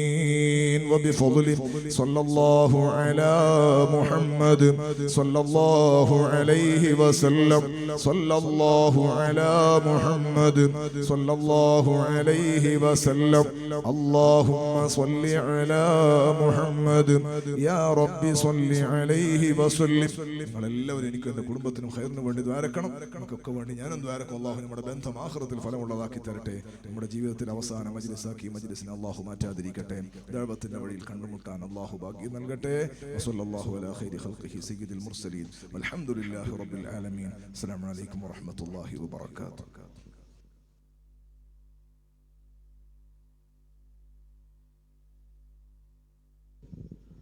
ഇൻഷാ അല്ലാഹ് നാളെ